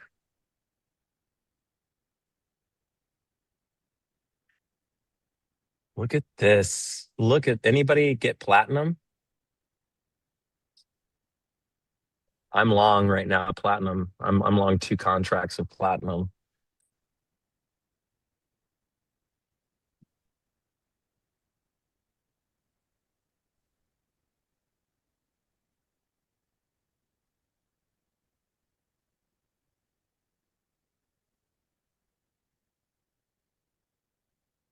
Yeah, we're just it looks like we're now getting just stuck pulled back to VWAP on the markets. Just not much volume. We're going to get stuck just trading in and over VWAP. No, so it's 11. It's almost noon, right? So there's this really interesting thing that happens when the in the market, and they're called phantom time periods. So I don't know if if you guys are aware of what phantom times are. So it's really weird. The stock market used to be a really busy place with like thousands, of people to tens of thousands of people crowding the streets, crowding the pits all over the place. And because of that, you would legitimately have lunch break, right? So like at noon, the volume would die because everyone would, go off and get food. Now, it's weird because we don't have active specialists anymore like that. It's all algorithms. So why does the volume die? Like it doesn't make sense. Like we can't just keep doing transactions. It's not like anyone's doing anything. But yet, even the algorithms themselves still lull during these periods. It's very interesting.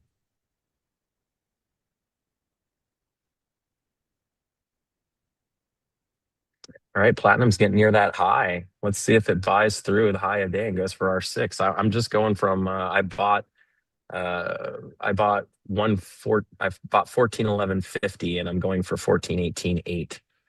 So should be a good one.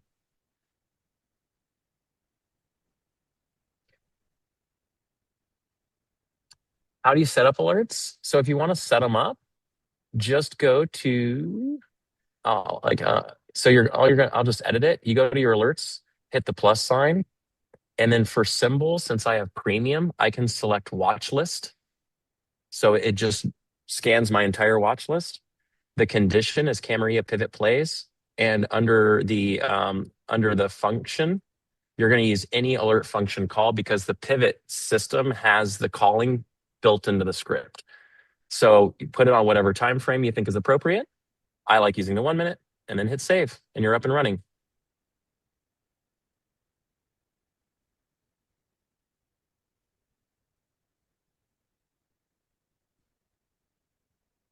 That's a good question. White Cat Lab says, what's session rolling and user for the BS detector? I don't know if you went over that, but I did briefly, but I'll hit it again. Oh, you did. So rolling is a 14 period look back, right? So right now, the reason why the rolling is actually still staying quite high, I mean, it's lost a bit, like you can tell, but we're moving up. A lot of people would assume that because we're moving up, we're buying, and we're not, right? We're moving up because we're offering. And there's a big difference between offering and buying, right? We're trying to find sellers right now. We're offering to sellers, right? So we're not buying, right? We're offering. So once they find sellers, we'll start selling again, right? And the easiest way to tell that is the volume. Because the specialists aren't buying and aren't accumulating, the volume stays low. This entire push is being done by retail, right? You, me, all of our hundreds of thousands of friends all decided to buy this low, and the specialist algorithm allowed those orders to go to the order book so that they could try and entice more selling. So they pull right back up to this fair value area on the sell here, high of this candle, like right in here. That's our CE, or our consequence encroachment. They come right back to that, and then boom, there's our sell. Right. So for me right now, this is why, even though we were making new highs, I wasn't really getting worried about it. Right. Because this isn't looking like a buy. This just looks like we're offering, and we re-offer all the time. That's the ebb and flow of the market.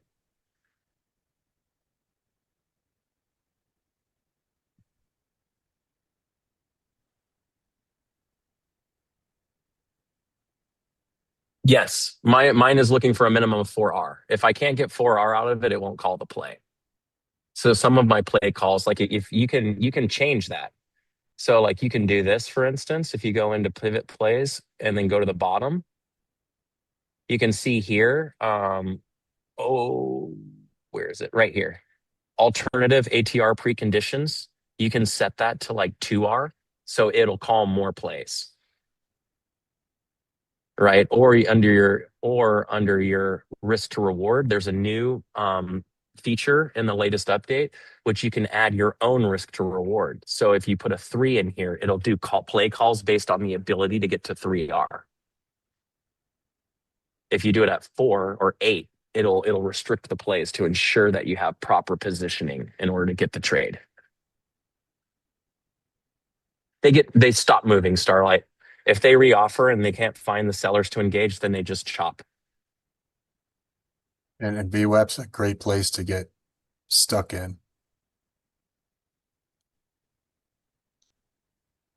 Is that what we're at right now? Is there a VWAP Yeah. here? I don't know for AMD. Now, AMD is pretty far extended from VWAP, but the markets are just kind of getting stuck to VWAP. Especially M and Q's right under R3 and right over VWAP. So this is a good place for it to just kind of chop around.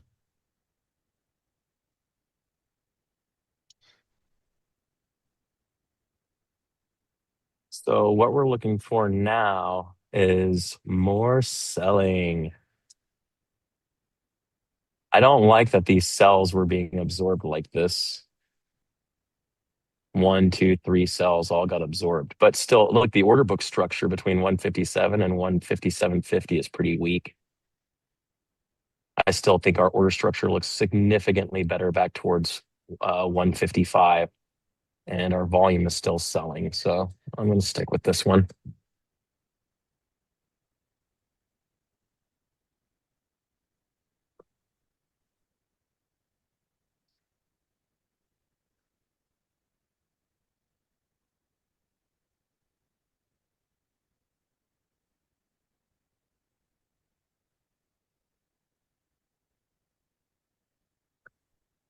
QQQ.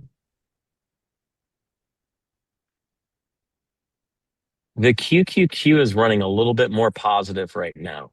So the Qs overall have been buying more than they've been selling today. So we but our rolling is very flat on Qs. So I do think this could likely be yeah, look, there's very little volume on this reoffer. Look how it's just dying.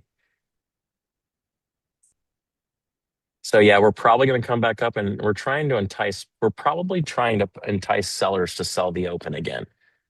So they're trying to get up near and they're wiggling around at the open, trying to get selling volume. But if they can't find it, they'll keep, they'll let retail buy and they'll let those orders go to the book and they'll let it squeeze up, right? They're just, because you can see here, we had a big order here and then we tried to go above that order and we couldn't and started selling.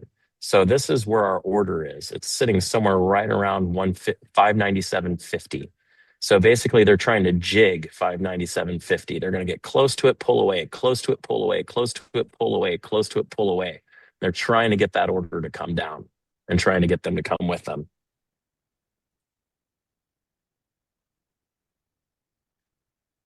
The user session is since the open. It's actually user defined. So on this particular indicator, you can see here, it says at the bottom,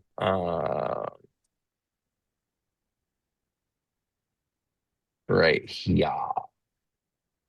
here, user start time, 9 hours and 30 minutes. So that's my, yeah. All right, Qs are coming into the open now. This will kind of be our moment of truth here. If they buy back through the open, we could easily actually go into a breakout on Qs. Right, we could it's a narrow range, so we could have just swept the lows down near CP and we could buy up. So if we can buy through these orders, we could actually on a narrow range trend out. That would be an HB play, right? So if that sets up, that's what we do. But right now, Qs looks better that direction. I'm gonna keep on my AM diesel. I even like that Qs are rallying. AMD seems to be getting no attention. But we'll see what happens. Platinum's rolling over a little bit here, so it seems like it lost gas. Not the same thing. I know, it would have been better if it was CL. No, wrong. No, if it lost So gas what and is it was oil.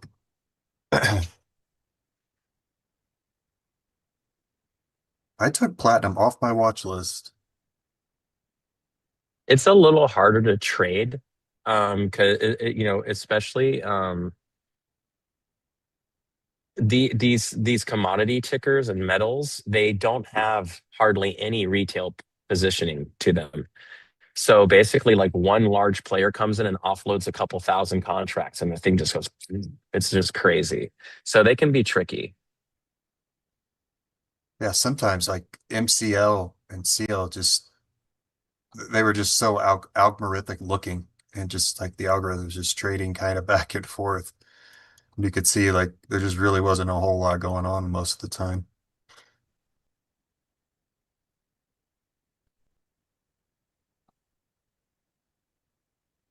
The platinum's looking good. Yeah, it's doing a little bit of a pullback now. We'll see what happens. If it sells here, I'll probably, I don't know. Why not? Let me just leave this thing on and see what happens. All right, AMD is finally getting up to our 157 order, which is kind of where we thought it was going to head on this pullback. So let's see what happens now that we've hit 157. I'm hoping they're going to struggle to buy it, and then the sellers will hit and front run this order.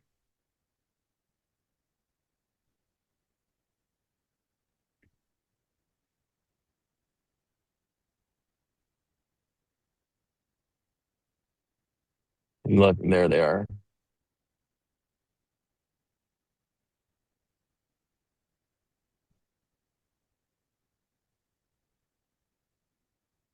Just had some like 80s music start playing in the background.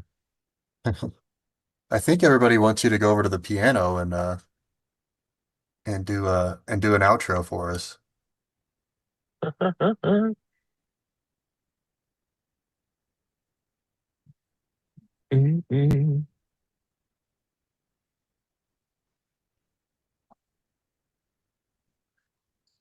All right, so it looks like on open, OPEN was asked in the room. So we're in a lower range and it's a narrow range. So for me, open would be a potential short for me. So for your safety and security, please do not let people take your bags to the bathroom without your permission. All right, It's everybody just got a funny couple they have to minutes left announce that. here. I know, right? Please don't leave your bags unattended. Like people, oh, I'm just going to leave my bag here. Bye. Got like $4,000 worth of technology in this bag, but I'm just going to leave it sitting around. Sure. They must have had somebody just grabbing bags, take them to the bathroom, and they just return them. They're like, Just grabbing bags, man. Sounds like my stock trading. I told you, man, you're a pirate. You got all those R's. R's. Got to get all those R's.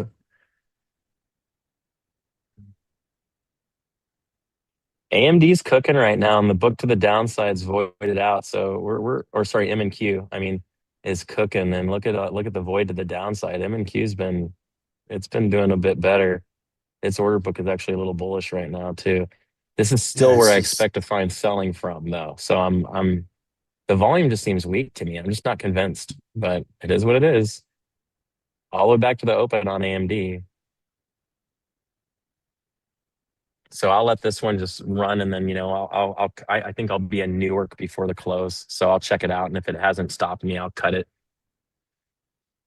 Oh, Do you platinum. get Wi-Fi on Platinum the just plane to started. check it? Oh, I don't. We'll see. I've got a couple of good movies already queued up on my iPad, so I think we'll just let it do what it does, and enjoy a good flick. What are you watching? All right, everybody. It is noon, and I am going to get on the plane and watch Secrets of Dumbledore, the third one. Oh, nice. So Haven't seen that one yet. So I hope you all have a great one. Much less people. Pray for AMD, and I'll talk to you later. Bye. Have a good weekend, everybody.